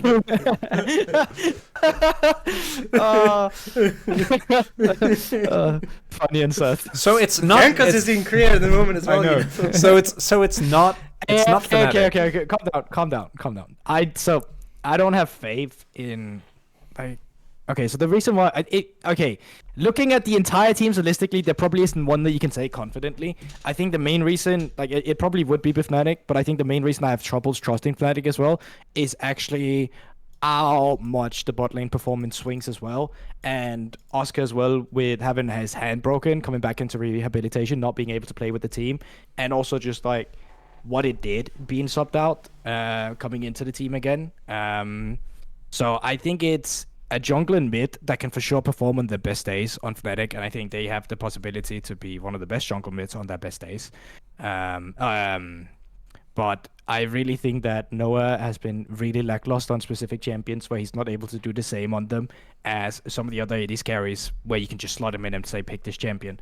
I think Chimpy as well, as much as he can be a shining light for the roster, I think it's really snowbally in terms of if it goes well, he can ride that. But if it starts going downhill, he's not the one that's suddenly going to fix it either. So I think it's going to be really difficult. The best way of Fnatic we will see if they perform from the get-go and they can ride that, and then they can be a potential dark horse. But I think outside of that, it's not that I don't trust our EO teams. I think we've just seen too much inconsistencies and too many things exposed throughout this season that it's hard to confidently say one of them. So Fnatic's a Mojo team. Kinda, yeah. Yeah. All right. Speaking of Mojo teams, hit us, Jamada. You're not picking Weibo. He's not. He's a known Weibo anti. Look, the question was Dark Horse, right? I don't think there can be a darker horse than Weibo, right? Realistically, everyone kind of has pretty well and fleshed out expectations of JDG, of LNG, and obviously I think people are very iffy on BLG right now because of their summer playoffs performance, but everyone knows they're probably going to make top 8 at least, and then depending on who they roll in quarters, we kind of just go from there, and also their performance in Swiss. But Weibo could not make it out of Swiss. I could genuinely see it happening just because of the kind of team they are. All right. So for me, I feel like their ceiling is so high and their floor is so far away from their ceiling also that they have to be the dark horse. You can't not argue this, in my opinion. Okay. And again, it's good. It's a good argument. As much as I give the Shy a lot of shit, sometimes the Shy isn't dying in his lane 3 times for 0 reason. And sometimes he's actually just on a very, very powerful team fire, and he's the one pulling the weight instead of Xiaohu, or instead of anyone else on the roster. So I feel like Weibo are the team who people have the lowest expectations of, and then by proxy probably be the team that surprises the most people if they're not playing at their floor. That's the caveat of it. So again, I don't feel like this team is particularly complex in this very weird way, despite the dichotomy of how they can play. I think it's more about, okay, they're either playing like they stomped JDG both times. By the way, didn't lose to JDG throughout the entire year. Let's like remember that, as in terms of series, they always beat JDG. So yeah, it's one of those things. It's very hard to ignore them as like a dark horse call out, just on that alone. And if we keep if we keep Chris Brother off Nautilus, and Light, if we're in a front-to-back meta, Light has, you know, his carries in his back pocket, I think they're in for an okay run at Worlds. I don't think it's a terrible experience for them, so long as they're not all griefing in the first 15 minutes of their games. That's it. You know, I just want to quickly say as a tangent, I feel like DRX has really ruined any discussions around dark horses, because like, no take is too unreasonable after they won Worlds. Yeah. Like, you know what? It's possible. Yeah, it can happen. I mean, I think that the DRX storyline is probably the best one we're ever gonna have in League Esports. Because like, I really want you to think like how much would have had to happen for it to be topped. Like, given the fact that they were 4th seed, the team was dog shit. They had 2 players that have been like very underwhelming through with Pioshik and Kingen that were 10th place. That would top it. No, but like it's also Deft reverse sweeping in a quarterfinal against his former team, with an inhibitor being 1 auto attack away from dying on his fucking birthday. Yeah, okay, repeat that. But Adam reverse sweeps Fnatic, right? How sick would that be? Oh my god. Right? That would be the storyline. Yeah. I'm just saying, I don't know if any games are being played, but the Shy's birthday is on November 11th, and I know the tournament is still going on. Still by then, going. So I'm just saying, if there's games on November the 11th, I think we could finals potentially is match it. 16th, so I don't think there'll be any play. I might be wrong. It might be 17th. There might be. I feel like the way that Worlds is normally scheduled, there seems to always be like a week between finals and semi-finals. There is, yeah. Unless they're Yeah. Finals is 19th. So when was it again? The 4th. 11th. Did you not say the 11th? Oh, the 11th. Oh, 11th. Yeah, no, the mate. 11th of November. Perchance. Perchance, he might, Wow. let's say Weibo make the run to semis. His series could be on his birthday. Yeah, man. Yo, could actually DRX series. Yeah, DRX Looking better for Weibo every Could day. have series 11th, 12th, and a week later finals. Yeah. I think that might actually be. I'm pretty sure LCK posted. I'm gonna look it up. Okay, well, Dan looks it up. Emily, hit it. Is it GG? May surprise you, but I don't think any North American team is a dark horse to win Worlds. Fuck, I should have Just gone with flat that out. too. Hey, you can make a deep run That's as right. well. Look, on the 11th. There is a knockout. There's a semis on the 11th. There we go. So we have the setup. Pencil it in. We have the setup. Pencil it in right now. Just someone make sure that they go down 0-2 with an inhibitor, ruining a Nexus kill. Okay. Sure. Get I'm that sure the going. The script writers will get it in. Yeah, easy. Will get it in. No problem. All right. Then we've all been, obviously, that's kind of the nature of these things. We've been talking about our own teams and how much we love them, except Emily, but, that's not exclusive to any specific region, or that's just any team, I think, that you hold dear. Looking at, like, the fact that you're both an EDG and a KT fan, which I still don't know how that... Like, how does that work?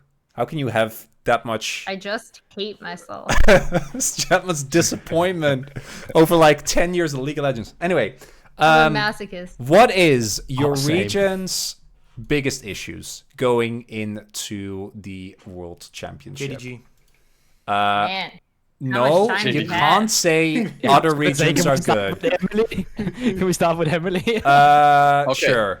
I'll try to. I was gonna say I'll try to keep this as succinct as possible. And I'm not looking for you to like I don't want this to turn into like shitting on your own region, but genuine things where you feel like if they can fix this, they can make. Maybe that's a better way of framing it, right? I'll shut in your region, you shut my region. Nice, that works. So obviously, like, I kind of already brought up the wider standing point of like the biggest issue impacting our region is just teams' inability to scout talent, in particular, give chances. Sorry, I keep playing with my pen, so I'm a nervous person. It's all right. The teams actually scouting any talent, but then also not giving the same leeway to North American players that they do to players from other regions, or just not doing as much scouting on those players while denigrating their own players. Which is why I think it's not only a very cool story that NRG won, but also just a, like I said, testament to if you actually do stick with the same core of players and you allow them to develop, even if they have bad games. These are 5 guys that know each other really, really well. And that means they argue, but it also means that on the other side of those arguments, they find a lot of common ground together. And I think you can see the individual improvement from a lot of those players. I had Palfox earlier. So that's a major problem. Like, everyone's kind of talking about the NA talent problem, especially with the eradication of, forcing, essentially like making sure that teams have to have in Challenger. And then, so like, that's a whole other can of worms that I think you kind of see reflected in, not necessarily the Worlds teams themselves, but you'll see a lot in like fan attitudes towards these teams sometimes, which has been really interesting. But then regarding like actual gameplay from NA teams, if you're talking about what I think the biggest things are holding North American teams back, it would definitely be the team fighting and like mid-game aspects. Because even if you look at the team, I think that has like the highest potential ceiling to do well, could actually be Golden Guardians, who aren't even in Worlds, like, technically. But if you then look at like their problems as a team, they tend to get early game leads off of River helping out his lanes, right? Like, I already talked about his jungle style, where he could be in your lane at like level 2. As he'll just, path bot or path mid. And the fact that he keeps you on your toes means that even when he's doing a full clear, teams always have to be aware that like he could do that. I think, even that being said, their mid game in particular is quite poor compared to what it could and should be. And this is something that TL also famously had a problem with until playoffs, when they actually started team fighting better, and then they had a lot of come from behind wins, not so coincidentally, I guess, against Golden Guardians.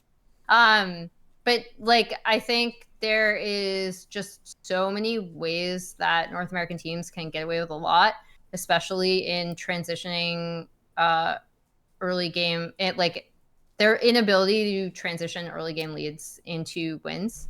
Is cleanly and consistently a huge problem. And then their team fighting is also a massive problem, which is why I think like it's not inconceivable that while boot camping in Korea, because again, like, it's always weird, like, I guess you guys should tell me to shut the fuck up, but it always annoys me, and it's always weird to me when people are like, I can't believe that, like, APA is challengers in Korea. I can't believe that JoJo got rank 6 on the Korean server. And it's like, it's not that we don't have good players whom, if you put them in an environment where they're just going to spam games like fucking gremlins, their mechanics are going to improve. They're playing against better players. They're skilled, talented people. Naturally, in a better like solo queue environment, they're going to look better. Any Agurin enjoyers? That man fucking demolished the Korean ladder as well. That's the reactive jungling pathing right there. Nice. But yeah, I think like that's just a kind of a tangent, but it always like really bothers me how shocked people always are to be like, this NA player, and it's like, well, sure, we have a smaller pool to pull from, but the cream is still going to rise to the top. And if you have them practicing in a better environment, they're going to be fucking good. Like, that shouldn't be a surprise. I have something to add on to that real quick before you go on. Just like, I was speaking to an EO pro, so we were going through a theoretical in terms of if you had to build a team with the leftover players that currently is in EU, because a lot of them are scattered on different rosters. And the condition was you can pick any Western player outside of G2 players, because your goal was to beat G2. I had an EU pro player. I'm not gonna say who it was, but there was an EU pro player who generally put Jojo as his mid lane because he'd rather have Jojo than a lot of the leftover mid laners that was left in Europe. So yeah, that was just like Jojo's story time to actually pick them up. Yeah, he is cracked. But yeah, I think that can also apply to teams, right? Because I do think in terms of studying fundamentals, North American teams and also European teams can actually be more studious, specifically from like a top-down perspective, than a lot of LPL or LCK teams. The problem is they don't put it into practice, and you can't put it into practice in a lot of cases because you're just going up against such worse competition. You're not going to be punished if you do major mid-game mistakes or if you do like fuck up your transition from early to mid-game. So I think it's going to heavily depend on, like, if you're looking at how well NA teams are going to do at Worlds, it's going to depend on their scrim partners and their initial read on the meta. Because like I said, if they don't have a good initial read off the rip, they're going to have a really fucking tough time. And then additionally, how much a bootcamp is able to improve them rather than like punching them down so hard that they then don't have confidence going into the actual competition, because that's also something that happens really frequently, right? Like, even if you are improving, if you're just constantly losing games, it's mentally demoralizing. Like, it's tough. Even if you can recognize that you're improving, you're still fucking losing. It still feels bad. You have to, and that's something that happens to a lot of NA teams, in my opinion. So yeah, sorry, I didn't mean to be like super doom and gloom, because I do think the flip side is that if you do have good scrim partners, if you do have a good read on the meta, if you do manage to win, you know, that first bit, that then sends your confidence through the roof. You don't have that much adjusting to do, and then that's a much better outlook on the tournament that you already have. So yeah, no, I didn't have a long point. It's just that I mean, particularly with NA, we've seen this, right? I feel like EU, it hasn't happened as consistently. With NA teams performing, like, as soon as they get mathematically eliminated, they start playing really well. Because they're like they actually have, in many ways, and I don't think this comes down to or would allow them to actually win up front or make much deeper runs, but you can see the difference once the pressure is off. Brion, great example. 2-0ing Gen G just before Gen G wins the season, easy peasy. Which, you guys, I don't know how many people saw this, but it was last year. It was what was the team that it was against RNG. It was like last series of the split in summer, and RNG. LPL? Yeah, an LPL, and RNG had to win. I know the team, but the name was it Ninjas in Pajamas back then, where it was like they had the possibility of eliminating 5. LGD? LG, that was it. Yeah, so LGD. So RNG had to 2-0 for second seed. They would 2-1 for third seed. And then if they lost, they would be fourth seed. And then they got no one, like, everyone was like, okay, they're gonna come in. They had like quite a bit of time off since the last series. Everyone was like, they're gonna sweat it. It's gonna be really try hard. They really want this second seed because it's a double elimination. And then they just got absolutely slapped. We saw the Neela come out from Aston as well, which was great. But then, like, they lost the game. Like, okay, no, that kind of sucks, but they'll still bring it back. And they lost the series. I'm like, what the hell is happening? And I swear, like, so many teams just go Genji absolute god mode when there's the pressure's not there, and they're willing to, like, try and experiment with things, and also just, like, there's not that hesitation when you're going for plays. Mm-hmm. You're like, oh, these guys are actually really fucking good. Yeah. I mean, even the worst teams in any major region are like inhumanely good at the fucking video game. It's really easy to forget, but you've seen so many people that then go into like lower regional or like second tier leagues and they just fucking demolish everyone. Okay, I guess we'll go from we'll go up. So we'll go from LCS to LEC to LCK to LPL based on MSI performance. So it's your turn, Gouldy. And you can't say, I'm just going to start, you can't say that the problem is that G2 has no competition. No. I think that actually would be like, I feel like that's so obvious. I feel like G2 have, it's so hard to rate them. That's such a bad critique because what's G2 going to do then, right? Like, I feel like it's like, oh, they have no practice. Well, as a team, what the fuck are they going to do about it, right? So well, it's not their fault. But like, I'm not asking. It doesn't need to be fixable. It's just, what do you think is going to be the biggest issue going in? Should have subbed in a second team, okay, gone shut to up, create Dan. a boot camp, and then return for playoffs.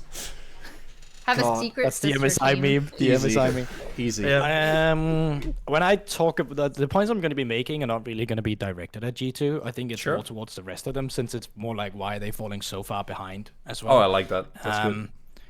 But I also think that coming off of MSI, and theoretically, if I were on broadcast at Worlds and I were to talk theoretically, and I were to talk about Golden Guardians and BDS, like on broadcast, I wouldn't give Golden Guardians shit. But here, I will tell you right now that Golden Guardians for sure will, like, I'm so sad that they're the 4th seed because I'm genuinely terrified for BDS. It feels so unfair that we have to play Golden Guardians because I feel like they're absolutely, they can be insane on the day.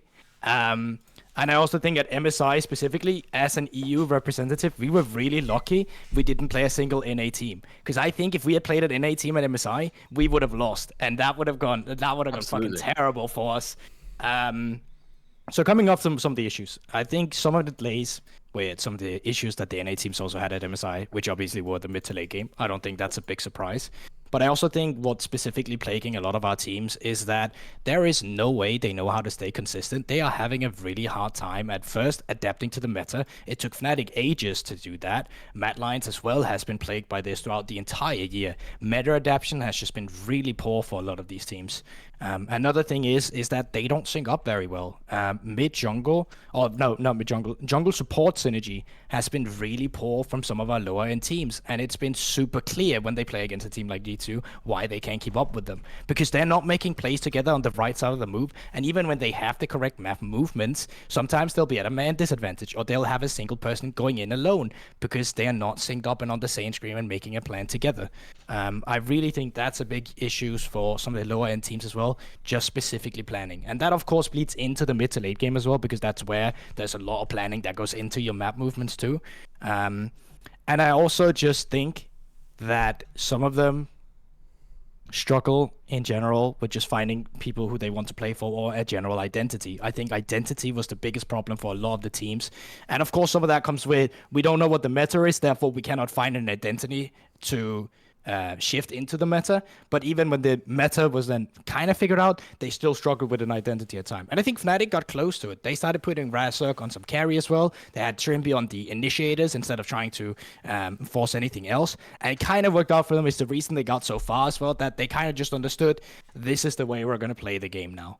But I also think, and this is a completely separate thing, I think as a region, we've been fucked with some of the contract negotiation deals that came through by the end of last year that kind of scattered players out everywhere differently. You take Odoamne, who last minute has to go to XL because of the issue that goes with Koi or Rogue by the time. You have Yankers and Team Heretics that, despite being on that team, was still one of the best junglers in the region. So good, man. Exactly. Like, you could have had a team with Odo and Yankers again, like together, if someone was willing to, like, if anyone was willing to make that team too, which is a crazy top jungle to have on your team, let alone. And I think the fact that Vitality as well created a roster that had good players that could work individually, Upset coming off as the best AD carry last year, that got sacked by Fnatic, Reckless, didn't work out, Photon as well. You took 5 players that all wanted to be played for, and none of it worked. I think that's also like a situation where, of course, as a player, maybe you could have fixed that. But I also think that these players weren't for each other, and they could have been spread out differently. So in terms of like, to what the threats against G2, I think a lot of the players are scattered out in ways where they're not shining or allowed to kind of be put there too. So I think all of these different factors, there's obviously so much you could dive into as to why it's falling behind an individual. I don't necessarily think it's that much of an individual level necessarily at times, because we've seen G2 players make mistakes or get solo killed. I think Caps has been really present. Why is Koi not performing? Like, Comp was insane last year as an AD carry, and even with Trimby in the beginning of the year, same support, it's just not performing. And there's just something there where you don't necessarily know what's happening, but one shift just changed the entirety of that team too. Yeah. So I think it's hard to say, but I think those are some of the biggest issues, like as a region right now, that we're being plagued with. And I think they're super solvable. I'm really interested to see what goes into next year for a lot of rosters, but also just with gameplay. But yeah, that's kind of the note I want to end on. Nice. That's some really good points. think for LCK, so we can both do ours, but maybe you agree, man. I think it's being flexible. I think LCK teams are stubborn as fuck. And I think that so many of the and it happens in different ways. I think that when it comes to pure mechanics and when it comes to delivering talent, I think LCK is still by a large margin the best region in the world. Because if you consider the amount of like LCK players, if every LCK player would be in the LCK, I don't think the region would be stoppable, right? Like when you look at anyone from and you can obviously say that some players that barely played in the LCK wouldn't be considered, but for the sake of the argument, right? I think that the level of talent that we have is kind of nuts. But I also think that, and I've heard this as well from like people's experience with coaching stuffs and whatnot. Oh my god, dude. The way that resources are utilized and seeing when stuff isn't working, LCK is so fucking bad at. And this can happen in so many different ways, right? Drafts, I think, are a really big one where think back to Worlds Week 1. Like, it took the LCK a week to recover. And then obviously once they recovered, really good. But Week 1, LEC actually looked better than LCK in many, many ways. Right, like they actually were, because Rogue were able to beat DRX very convincingly, and obviously it's a relatively small sample size, but you can even see it in LCK against LCK team. Think back to the Aatrox being left open by T1's drafts in general, and I think that they're a really good example of this. But you can also think back to what was it, 2021? I think D Plus leaving open. I want to say Gwen. I don't know. I remember there being another... Oh, no, sorry. This was in 2022 MSI, where T1 left open Gwen against RNG. Yeah. In 2021, it was Graves. There are so many of these examples, which kind of goes to show, right? I think that the LCK being so stubborn really holds it back. And I think that the only team... Shun's level 3 ganks as well. Oh, yeah. Shun's ganks, and then just not adapting at all. I think are by far... And I also think that the teams that have done well are teams that buckle that trend, because DRX were a team that were happy to play whatever the fuck they felt like, right? Like Beryl playing Bard in Game 5 of Finals it wasn't even good. It wasn't even good at Bard, right? And like D+, which is the other, or DK rather, the other recent Worlds winner for LCK, and the team that obviously got really close in 2021, both at MSI and Worlds, also was a team that was very happy to... And even they still made, I think, a lot of stubborn mistakes. I think if the LCK was more flexible, the region would be way better. Yeah, I mean, I agree, but I had a different point. And mine's kind of like from a tournament-wide perspective, where typically, like, the LCK is seen as, like, the consistent region between them and the LPL, where, like, with the LPL, you have the sacrifice, which is so often a thing. You have the volatility where, like, you might have a team who completely bombs out, but they also might just strike and play flawlessly and then end up winning the tournament. And as much as obviously DRX did do that, it was just kind of like the expectation for Korea was like all 4 seeds would very often get out of group stage. The group stage performance would be really solid.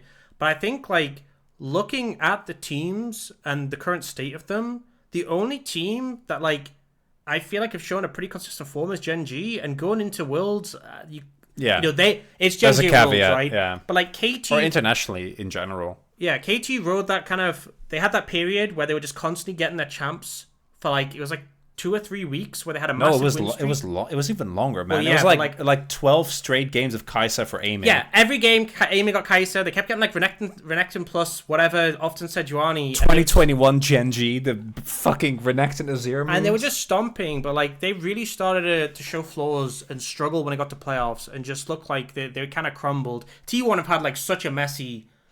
summer, if we're going to be honest. It just been so... And then D+... No, we don't have to talk about D+. Like, even we've had the fact that, like, Canyon got so many MVP points, and, like, he would literally he would either get MVP, or he would look awful. Or he would end. And it was like, there was no in between. And I feel like, normally the expectation is, like, okay, Korean teams make out of groups, we'll see which one, like, rises to the top after that situation. You know, T1's obviously been doing really well. But I genuinely think, like, this could be a Worlds where we see, especially with the Swiss being a new environment, like a Korean team get knocked out and see, like, G2 take a spot or something like that. I think it's honestly a realistic thing. And also, I think it's really hard to predict who will end up being the strongest team, because a lot of people have obviously said, like, T1 are looking like they'll be good. Gen.G obviously should be, right? But I just think like there's so much volatility between these rosters. I think it's really hard to get a read of what level they'll be in. Yeah, the only one I feel comfortable with is Gen.G actually, because like Gen.G has made semis like the last 2 years and very. That's. I think Gen.G have a baseline they won't go below. But everyone else, I agree. But even then, like there could be a team who ends up like T1 could easily end up in better form than Gen.G, and I just think it's going to be kind of hard to call. And also, we could see LCK easily dropping, especially when we had like last Worlds was like no Korean team lost a series to a non-Korean team. Yeah, like it was such a strong performance on the region. I'm not sure we'll get that again this year. All right, Jamada, top it off. Hi. How you doing? I'm pretty good, thanks. I think, at least from my perspective, our biggest issue is, in this weird way, we're a bit too inconsistent in our mid games. And what I mean by that is, when we did our stats meeting going into playoffs, every single team had like a 20% win rate with a lead at 14. It was really nuts. Bad. It was all of our top teams sucked at finishing like games with leads. Now obviously there's like, you can't always draw everything from stats, but it's still one of those stat lines where you hear it and you're like, what? So like even our best team only has a 45% win rate chance when they have like a sizable lead at 14 to 50 minutes. Yeah. Sandbag now granted bounties.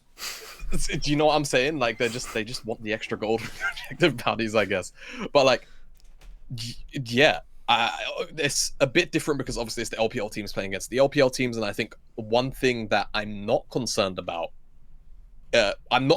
this specific thing when it comes to dealing with European teams or NA teams, because I feel like for whatever reason, well, not for whatever reason, but whenever we see our stronger NA teams and EU teams go up against, the big titans from Korea and China, it feels like the mindset is not to play to win, but they're playing not to lose until they think they can win. But I feel like the teams need to play to win from the get-go. Otherwise, they're never going to be in a position, either in-game or even mentally, to actually think to try and punish teams.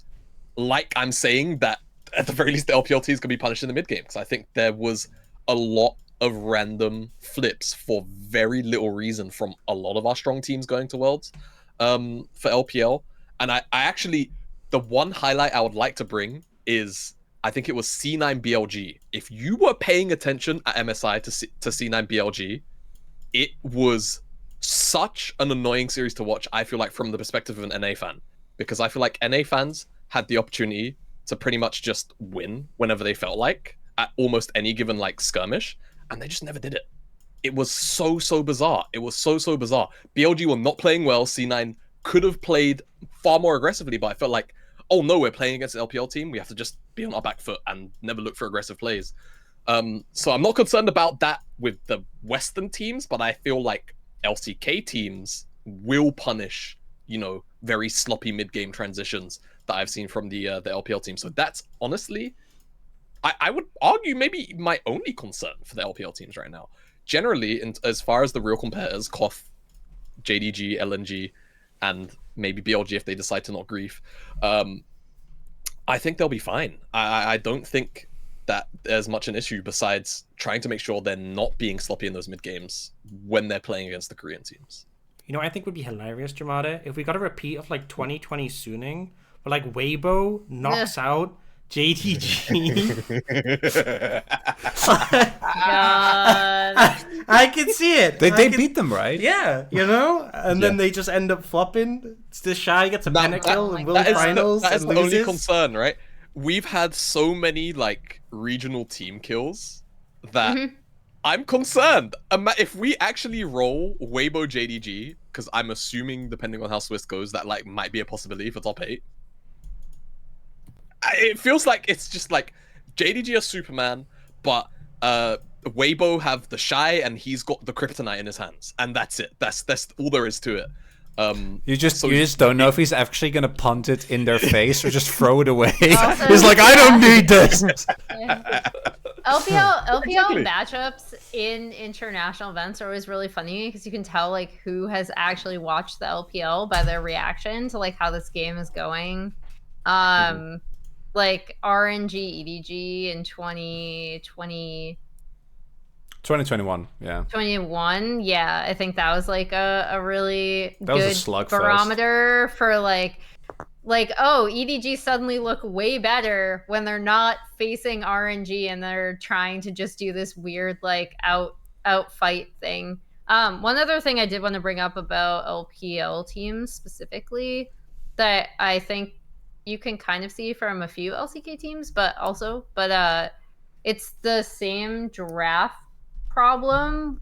But specifically, the thing I want to highlight is they get stuck on certain picks, but it's not necessarily like, oh, we're sticking to this meta that we feel like. It's like, oh man, and I'm not, by the way, this is not to say that Shun's Nidalee is bad, because it is in no way bad. He just absolutely crushed on it earlier today, actually, in Asian games. Great sample size. But yeah, not a good sample size. But he's crushed on it. I mean, he's Nidalee. No, he's Nidalee. It's one really of his best obviously. champs. But like sometimes they will just try to force in, like for example, I can see a world where even on this current patch, right? It's what, like 13-19, and Renekton just lost more shit. And they're still picking Nidalee Renekton, and oh, guess what? There's a Rumble or like an AP Cannon top, and that Renekton is suddenly taking basically true damage with the nerfs. And it's just like I can see this kind of stuff happening where sometimes they're just like, you know what? It's an angle for my favorite champion that I just like to play. And they'll pick like really skill heavy comps. And by that, I mean like they're just require such a precision of mechanical execution that once you fuck them up, sure, your window back into the game is, you know, doing the opposite and just kind of finding a solo kill or like finding a silent kill. But I think sometimes, especially at international competition, and I think it can be a good or bad thing, because I think sometimes it really serves LPL teams well, because they'll just be like, we are better on this and we're going to prove it to you. And even if people are like mauling about that draft, they still end up executing it well. But specifically against LCK teams, sometimes I think the LCK teams will, and again, this has also kind of been in LCK drafts as well, yeah, especially over the past year. But previously and historically, a lot of times LCK teams would just pick easier to execute comps that still scaled pretty well.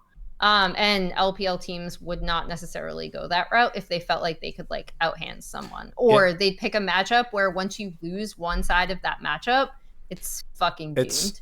It's really interesting, actually. I feel like the newer generation of LCK players has a much more LPL mindset. LC Clay. Yeah, they do. Where like, yeah, LC Clay. Where if you look at Challengers is the poster child of this, right? Where it actually looks a lot more like LPL than it does look like LCK, because everything is just hands checked permanently, and the way that they think about using timers and the way that they try and force fights that are clearly not favorable is much more reminiscent, because that's the style that League has been for like the last couple of years, which I think is really interesting. I also think that so Emily, how are you doing? Because you are the one that is on Gremlin time. Are you good? I have one closing topic, but it's really just venting. So you know, maybe it could be good to end on. Go to bed within the next like hour, because I have a call time at 1:30. Yes, so I do need to get a few hours of sleep in between that. Absolutely, we're going to prioritize that. We have one more topic, and really, this is where we can go off. This is where we can release all our pent up tensions. And we're going to talk about what is your most hated pick. This could be something you don't want to see at Worlds, but it can only be picked once. So, I'm Guldborg. You're going to go. I'm going to allow you to go first. What do you not want to see? What do you not want to see at Worlds? You can also tie this to what you saw domestically. I have so many things I hate. Well, I know. That's why it's tough. One champion that you do not want to see at Worlds. One champion. One champion.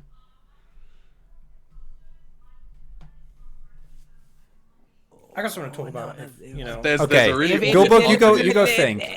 You go. Yeah, give it to the thing is, because I have obvious answers myself, but I also know they will Take be time. picked anyway. Take time. Just go ahead.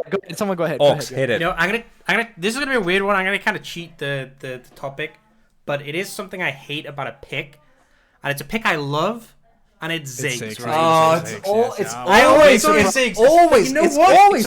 Ziggs with you. I need to speak it's about. never not Ziggs. My big issue with Ziggs, right, is that I feel like pro teams aren't playing it correctly, and I've seen very few examples where they are, and I genuinely think Ziggs should be treated kind of similarly to Kindred, where the champion has like a built-in objective you should prioritize massively in the game, and that is his ability to take towers and his W, because they buffed the gold on towers and made plates harder to take, but it didn't matter for Ziggs because Ziggs just melts them anyway. So like I legit think the first 14 minutes of a game when you have Ziggs, especially in the bot lane, like I think this is even more so for bot Ziggs, you should be playing to let Ziggs hit tower. If Dragon's up, you don't care. We don't care about Dragon.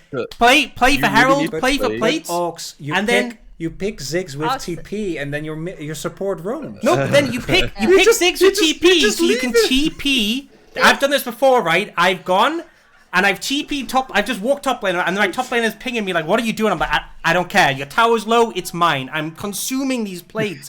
And I feel like I see in pro play where it's like 13 minutes. And the Ziggs has got a wave he's pushing in. I love it. And the bot lanes, and then the jungler's like, let's do Dragon. These are pro teams at the top of like, bro, there is literally like 1 million gold right there that you could take.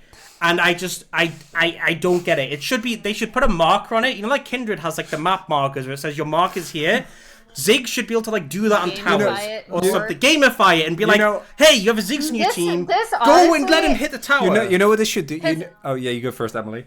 Oh no, I was just gonna say, I remember my rant last year was the way that teams were playing Caitlyn Lux in NA. Yeah. And Dan's rant just here. Dan's rant just here is like the exact same thing, where it's like, how do you not recognize that your ability to take turrets is more important to the overall game than sitting in lane and having push? Because once you you still have push, but you already took down the turret. Why are you not moving? It's the exact same argument except with Ziggs instead of Lux. And I think the dream scenario, I saw there was actually a game this summer from Jackie Love where he did it. No. And he went lane to lane and took all 15 plays. He's not at Worlds. That's how it should be. He's not at Worlds. And just my final finishing statement is if you do this with Ziggs, you play for the plates. At 14 minutes, you have Leandries, you have Soak Shoes, Shadow Flame is a great second item. You'll just one-shot everyone. The game is over. And people they're like, oh, I have Ziggs, that means I can roam. Leave him alone bot lane. They don't know how to play it. They don't know how to play it, and they're playing Mage's bot, they're practicing it. It's okay. Dan, they can't hurt you. Jackie Love is in the world, so it's okay. I think the problem. She knows how to do it. Honest to God, I think they should do I genuinely believe this. You know how you have placebo buffs that actually change a champion's win rate? Why they say we gave a champion 5 movement speed and they never changed the value? I think if you give Ziggs players, their passive says they get like 50 extra gold from plates, but you don't give them the extra gold, the win rate would fucking skyrocket. Yeah. Absolutely. Just lie to them. And then they would figure it out. Okay, Guldborg, have you now that Dan has... The thing is, last he's year feeling was better. I actually don't hate champions as much as I did last year. I think last year going into Worlds, like the Caitlyn Lux and people playing around it for sure was one of them as well. But like, I don't hate a lot of champions as much this year. I really don't. Nice. Like, a lot of it That's good. That's fine. Yeah. You can just be happy. Maybe you're just happy. The only one I would beat that I would still see is like people going like, yo, we can trade Sejuani for Maokai and it'll be worth. Sejuani is good here, I promise, guys. When I see that trade happen, my head absolutely explodes. And maybe it's because how the way we played in the West, but like Sejuani's never played at like how Sejuani really should be. And it doesn't have the same early game gang pattern that they want, where Maokai can point and click, but Sejuani have to stun up the stun before it happens, and it never fucking happens. And then they play cleanse, and then when they finally reach 6, it's like, oh, I ulted 1 person with my Sejuani ultimate, and on the other side, it's like, oh, but I ulted 5 with my Maokai ultimate. That sounds like a skill issue. How do you feel about Sejuani with like Azir mid and maybe like Gnar top? Oh, shut the fuck maybe up. Maybe like a range support as well, just for funs, you know? That sounds really weird trading for Maokai. Oh, I actually like Medic's point. Do we not hate Kai'Sa? No, but listen, I actually love Kai'Sa, and I will put it out there. I loved when she had different flexibility of picks. I would take a Kai'Sa. You like over AP Kai'Sa? I didn't give a fuck. I will fucking mute you. You can. AP Kai'Sa is. I don't give a shit. You know what I hate? I hate the new Umbral Glaive build. That shit is ass. I've not seen anyone perform with that build, and it runs me down in solo queue 24/7. Whenever there's an Umbral Glaive Kai'Sa in my game, I wish I could just leave the game and not lose LP from it, because I will lose that game inevitably. That shit is fucking ass. The build's really good, bro. No, I've not seen a single. I believe that your Kai'Sas. I believe that. Yeah, like, seems as Guldborg, I believe, is finished being a hater. No, hold up. This is just people take it in turns to mold. Yeah, that's kind of the point. That is kind of the point of the segment, so it works. I think when Kai'Sa and Sai is AD carry meta, that's when the team fights are more flashiest. There's more to look forward to. The fact that an AD carry doesn't necessarily have to be peeled by the team, but not AP Kai'Sa. It's cool. And obviously that shit needed to be tuned a bit with the W. I agree. It was toxic and it was too hard, right? But I like Kai'Sa as a champion, and I love when Kai'Sa is in the meta. AD Kai'Sa's fine. So okay. Yes, I prefer that so often. I was worried. But yeah. Dustblade is disgusting. Competitive. It'll be really good just because of Umbral. Yeah, slam items as well. Umbral's so broken. It's kind of like the the AD carry supports when they used to go zombie ward and get like 1 billion AD for 2.3k gold. Dan, you've already gone to your 6 rand. You get 1 rand, bro. I'm not ranting. I'm just saying. I think Umbral's cracked. I think this item's like the synergy with zombie ward. It's OP. Jamada, hit it. I'm surprised you guys didn't bring this one up, especially because like Chovy is existing, but like Tryndamere did get buffed, and Tryndamere could genuinely show up at Worlds, and I think we have to be concerned about it. And I'm just saying, I fucking hate Tryndamere, so personally, I don't want to see the champion like be played at all. What would if there's no Tryndamere, how will we get bangers like perks for getting to ult on it? Like these shit, it writes itself. What's the build for Tryndamere right now, though? The build for Tryndamere is kind of just normal stuff. Like it's Kraken. Strikebreaker?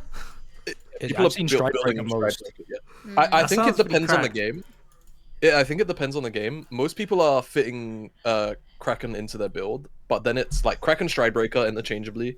Some people are going Hullbreaker. Some people are also actually still going like traditional ADC like items like Navori second, because you can get all of the cooldown back from your E, so you just turn into a helicopter. Yeah, like it's not particularly balanced. And I don't really feel like many of the meta champions in the top lane are particularly well geared to deal with it.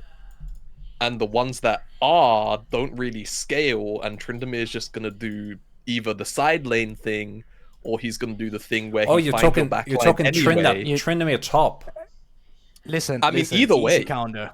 Scaling champion. I was going to ask, are we sending Chovy to the long lane again, or what? No, I mean, Chovy's fine. He's a top laner at heart. No, he'd be fine. I'd be more worried about Doran.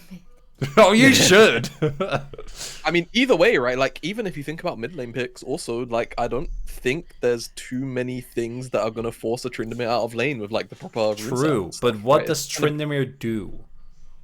He what does he? No, but when he gets really close to 1 HP. But what does he do? 5 seconds. This was the problem lost. It was 2022, right? The Tryndamere mid. Like, what does he do? What does the chat like? So he snowballs. Split, That's yeah, why but he right, he fell gets out loads of split, the- split yeah. pushing is not a thing in current League of Legends. What does he do? What is? But he pushes in the side lane, then he comes and flanks the enemy team, and then he gets at least I'm 5 fucking seconds of around. time. Yeah. I know, but he gets at least 5 seconds of time to just murder your ADC. And hey, you know, I'm just gonna say, Tryndamere in a meta where, like blowing the defensive ultimates on AD carries is like kind of important, could be kind of scary if teams like play around that and try and use like over their head engage tools to blow those ultimates, and then just go like sick 'em boy and just send their Tryndamere over to kill the AD carry, right? So I'm just saying, just pick Nessus mid. True. Think about it. Answers yeah. in late game had W and Trinity. Actually, boom. I'll have you know, Dundon had a lot of Everfrost Nessus games. You know, Emax with Airy. Hey, I could see it, man.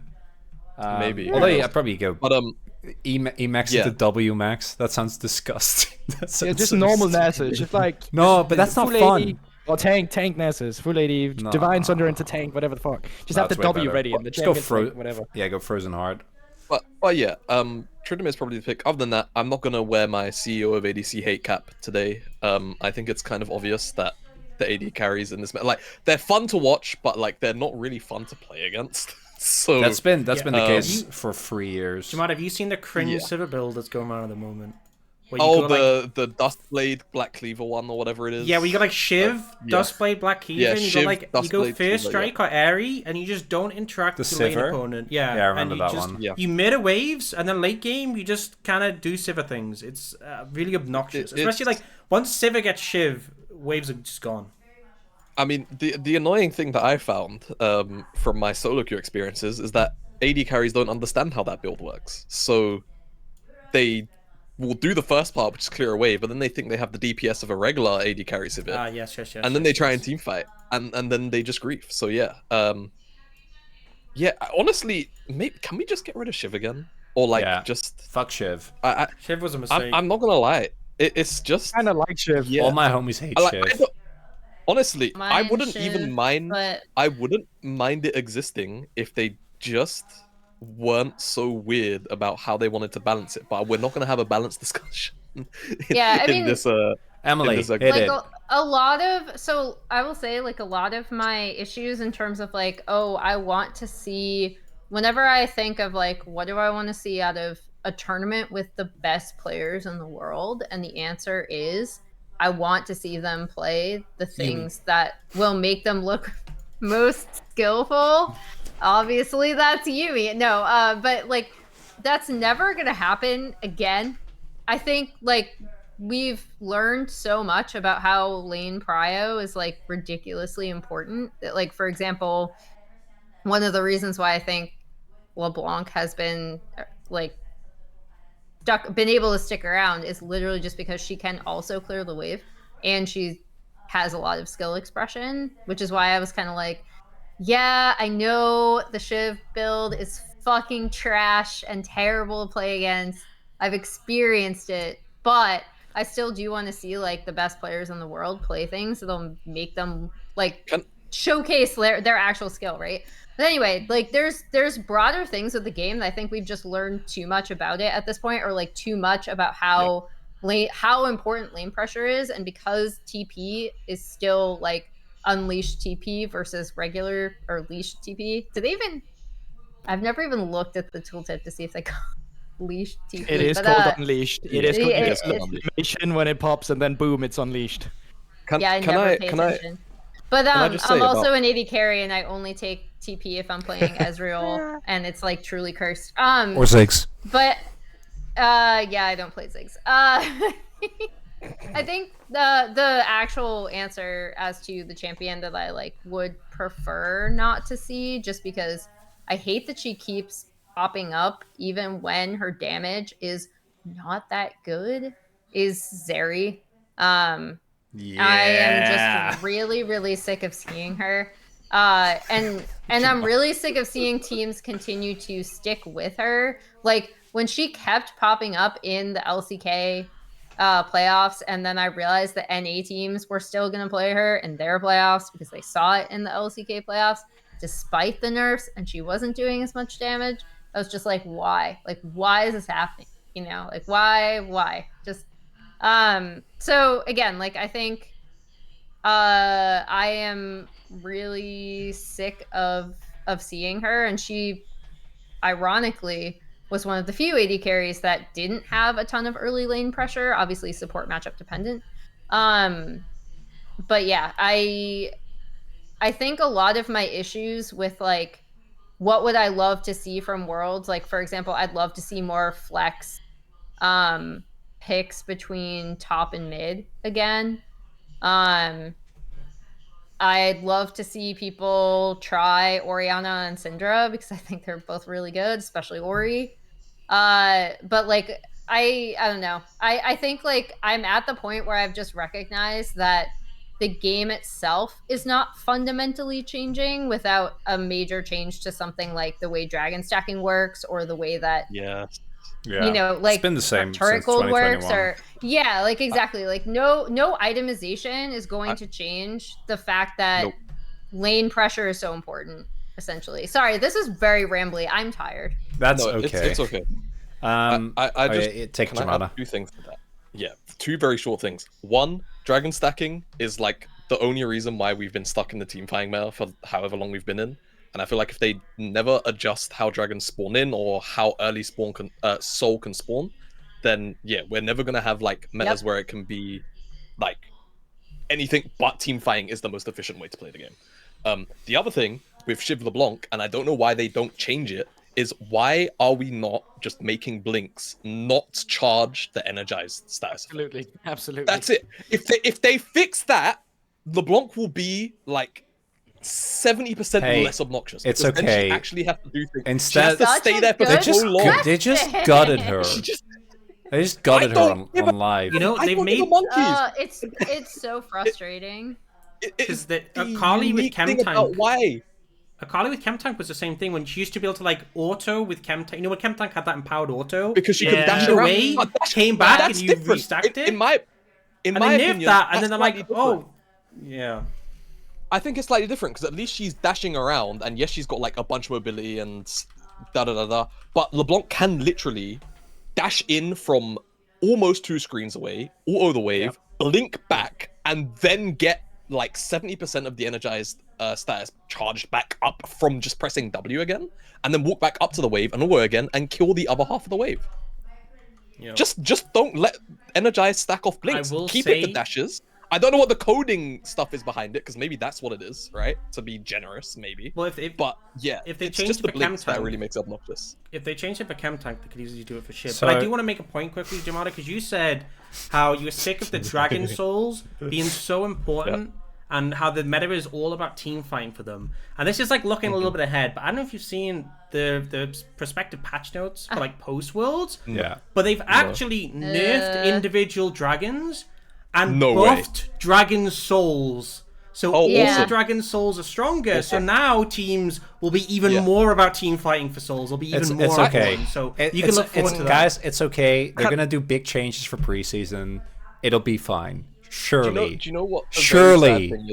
Can we have just regular teleport back? I know people hated it. I myself hated it. Top laners being relevant again. I mean, bot laners will hate you, but bot laners have had too much to say. I am a bot laner, and I'm willing to sacrifice myself. I really don't want this. No, because I'm willing to sacrifice my solo queue. It will be so unfun because your top lane role in solo queue will be either I TP to match enemy top laner. If I don't do that, enemy bot lane is gonna be ahead. So I am now forced to play pure. My top lane don't matter. I'm only here to TP bot. And I understand why they had to do what they did, because in high elo solo queue, when your role as a top laner is not being a top laner, but being a third party support down in the bottom lane, and if you don't TP down there, you lose. That feels awful. And that's at least my perspective, since I swapped to top lane. It's been playing it a lot. I like being able to play laning phase, and I want laning phase to matter, but my laning phase being in bot. Okay. You could be playing in season 4 when you followed your jungler around and then overloaded once. Yeah. But hey, you can still do that with Cyan. Jungle experience. I would get jungle experience from the camps then, and we could share it. Guys, I'm That's gonna. What you think.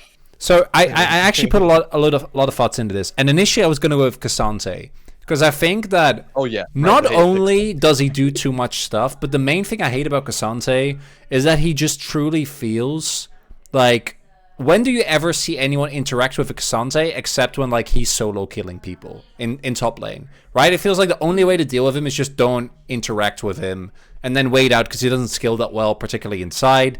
Right, so you pick like Gwen or Jax, and then you can punish him eventually, but then his teamfight presence is still going to be there. But he's basically unpunishable blind because Gwen, either you're bin or you need like a team to play around it. But you know who I hate even more than Cassante, and actually is the OG of this fucking archetype, is Renekton. Fuck that chat. I have watched so many Renekton games, and I'm so done. That stupid, uninteractive crocodile needs like one. Can we do one worlds? One worlds without him? He got nerfed again. I know. It's a matter of like, LCK teams are not gonna. No, LPL teams will do it too. Like it's just like they just want to play Renekton. That's why I brought up the very specific example of someone like you just lock in Rumble against Renekton. Yeah, Ignite Rumble. I know, and it works. Like, and then teams pick it, and then they don't pick it again. Yeah. Seems like it's just I just literally like, top laners want to play Renekton. What are you talking about? Your top lane is also just like, oh, Cassante Renekton. I'm so like, I know Sejuani and Maokai, like the handshake is boring, but I feel like Cassante Renekton is so much worse when it comes to like them actually not interacting at all. But that, at least for me, has play patterns in it, where it's like the. What do you mean play? Oh. Cool. Because you go right now, you should go silent. No. Yeah. That's just a bad shake. I'm actually really, really sick of Renekton. I will say the only time I like Renekton is if you do have a jungler. Yeah, if you have Elise or Nidalee. Willing. That's cool. Who will locked in Elise or Nidalee, or even in some cases Sedge. It depends on the jungler, but like something with actual interaction, and then ganks the lane early. Yeah, because that's fun. More I agree, because then you play towards it. You have good early setup. Yeah.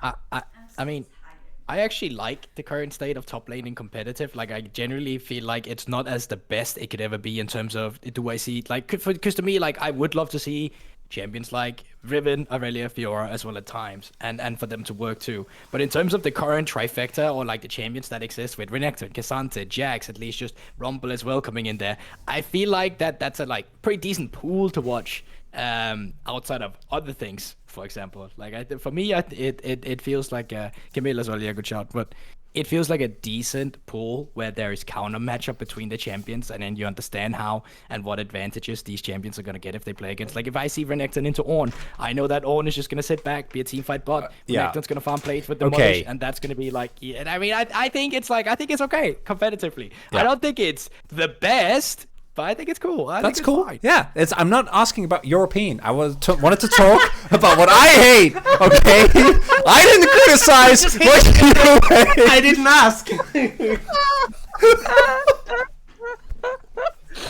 Okay. No, I appreciate your opinion a lot. Actually, because you do make me remind, the only thing that's worse than Renekton Cassante is tank matchups.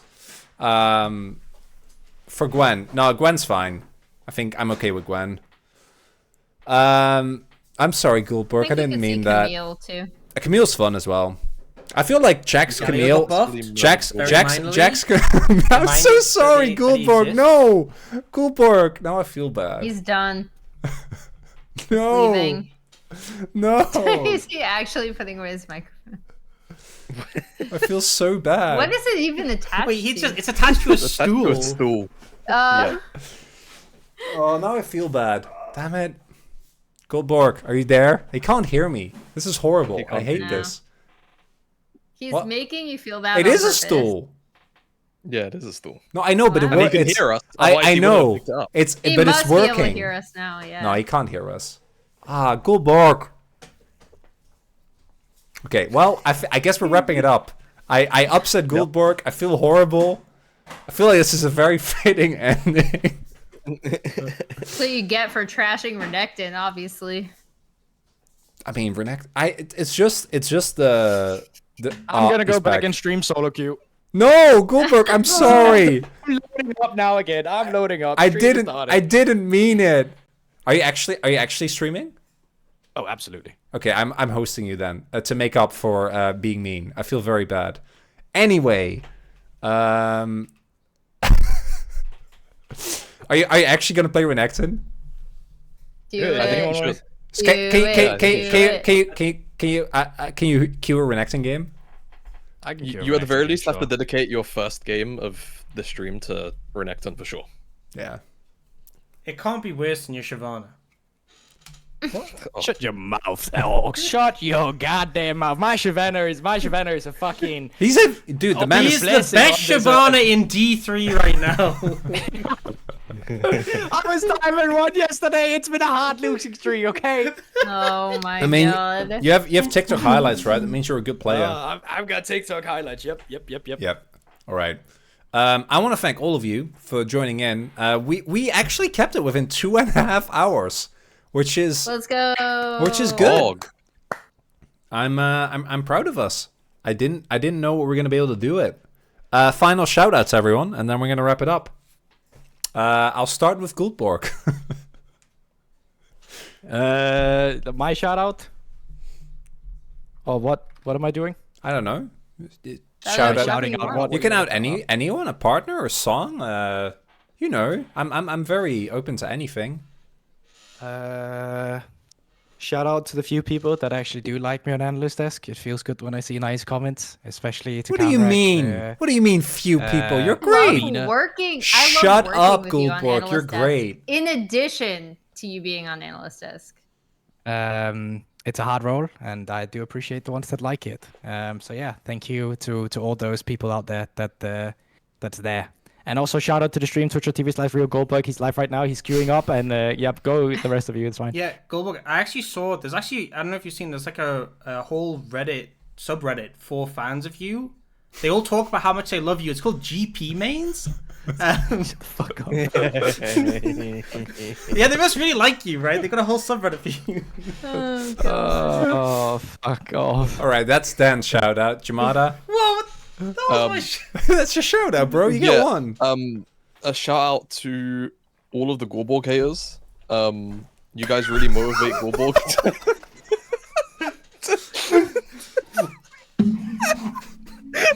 No, I'm kidding. You killed him, bro. You fucking killed him. He is just taking hit after hit. Why are we beating up? I feel bad. Why are we bullying Guldborg? No, I didn't mean for it to be so savage. Look, me and Orcs have known Guldborg now for what, 3 years, and it's like the brotherhood. It's just how this goes. Like, Guldborg tries to shit on me, I shit on Guldborg, and it's a brotherly love that I feel like is not going to be matched for a while. His shout out was, "I'm glad there are some people that enjoy me. We can't dogpile on it."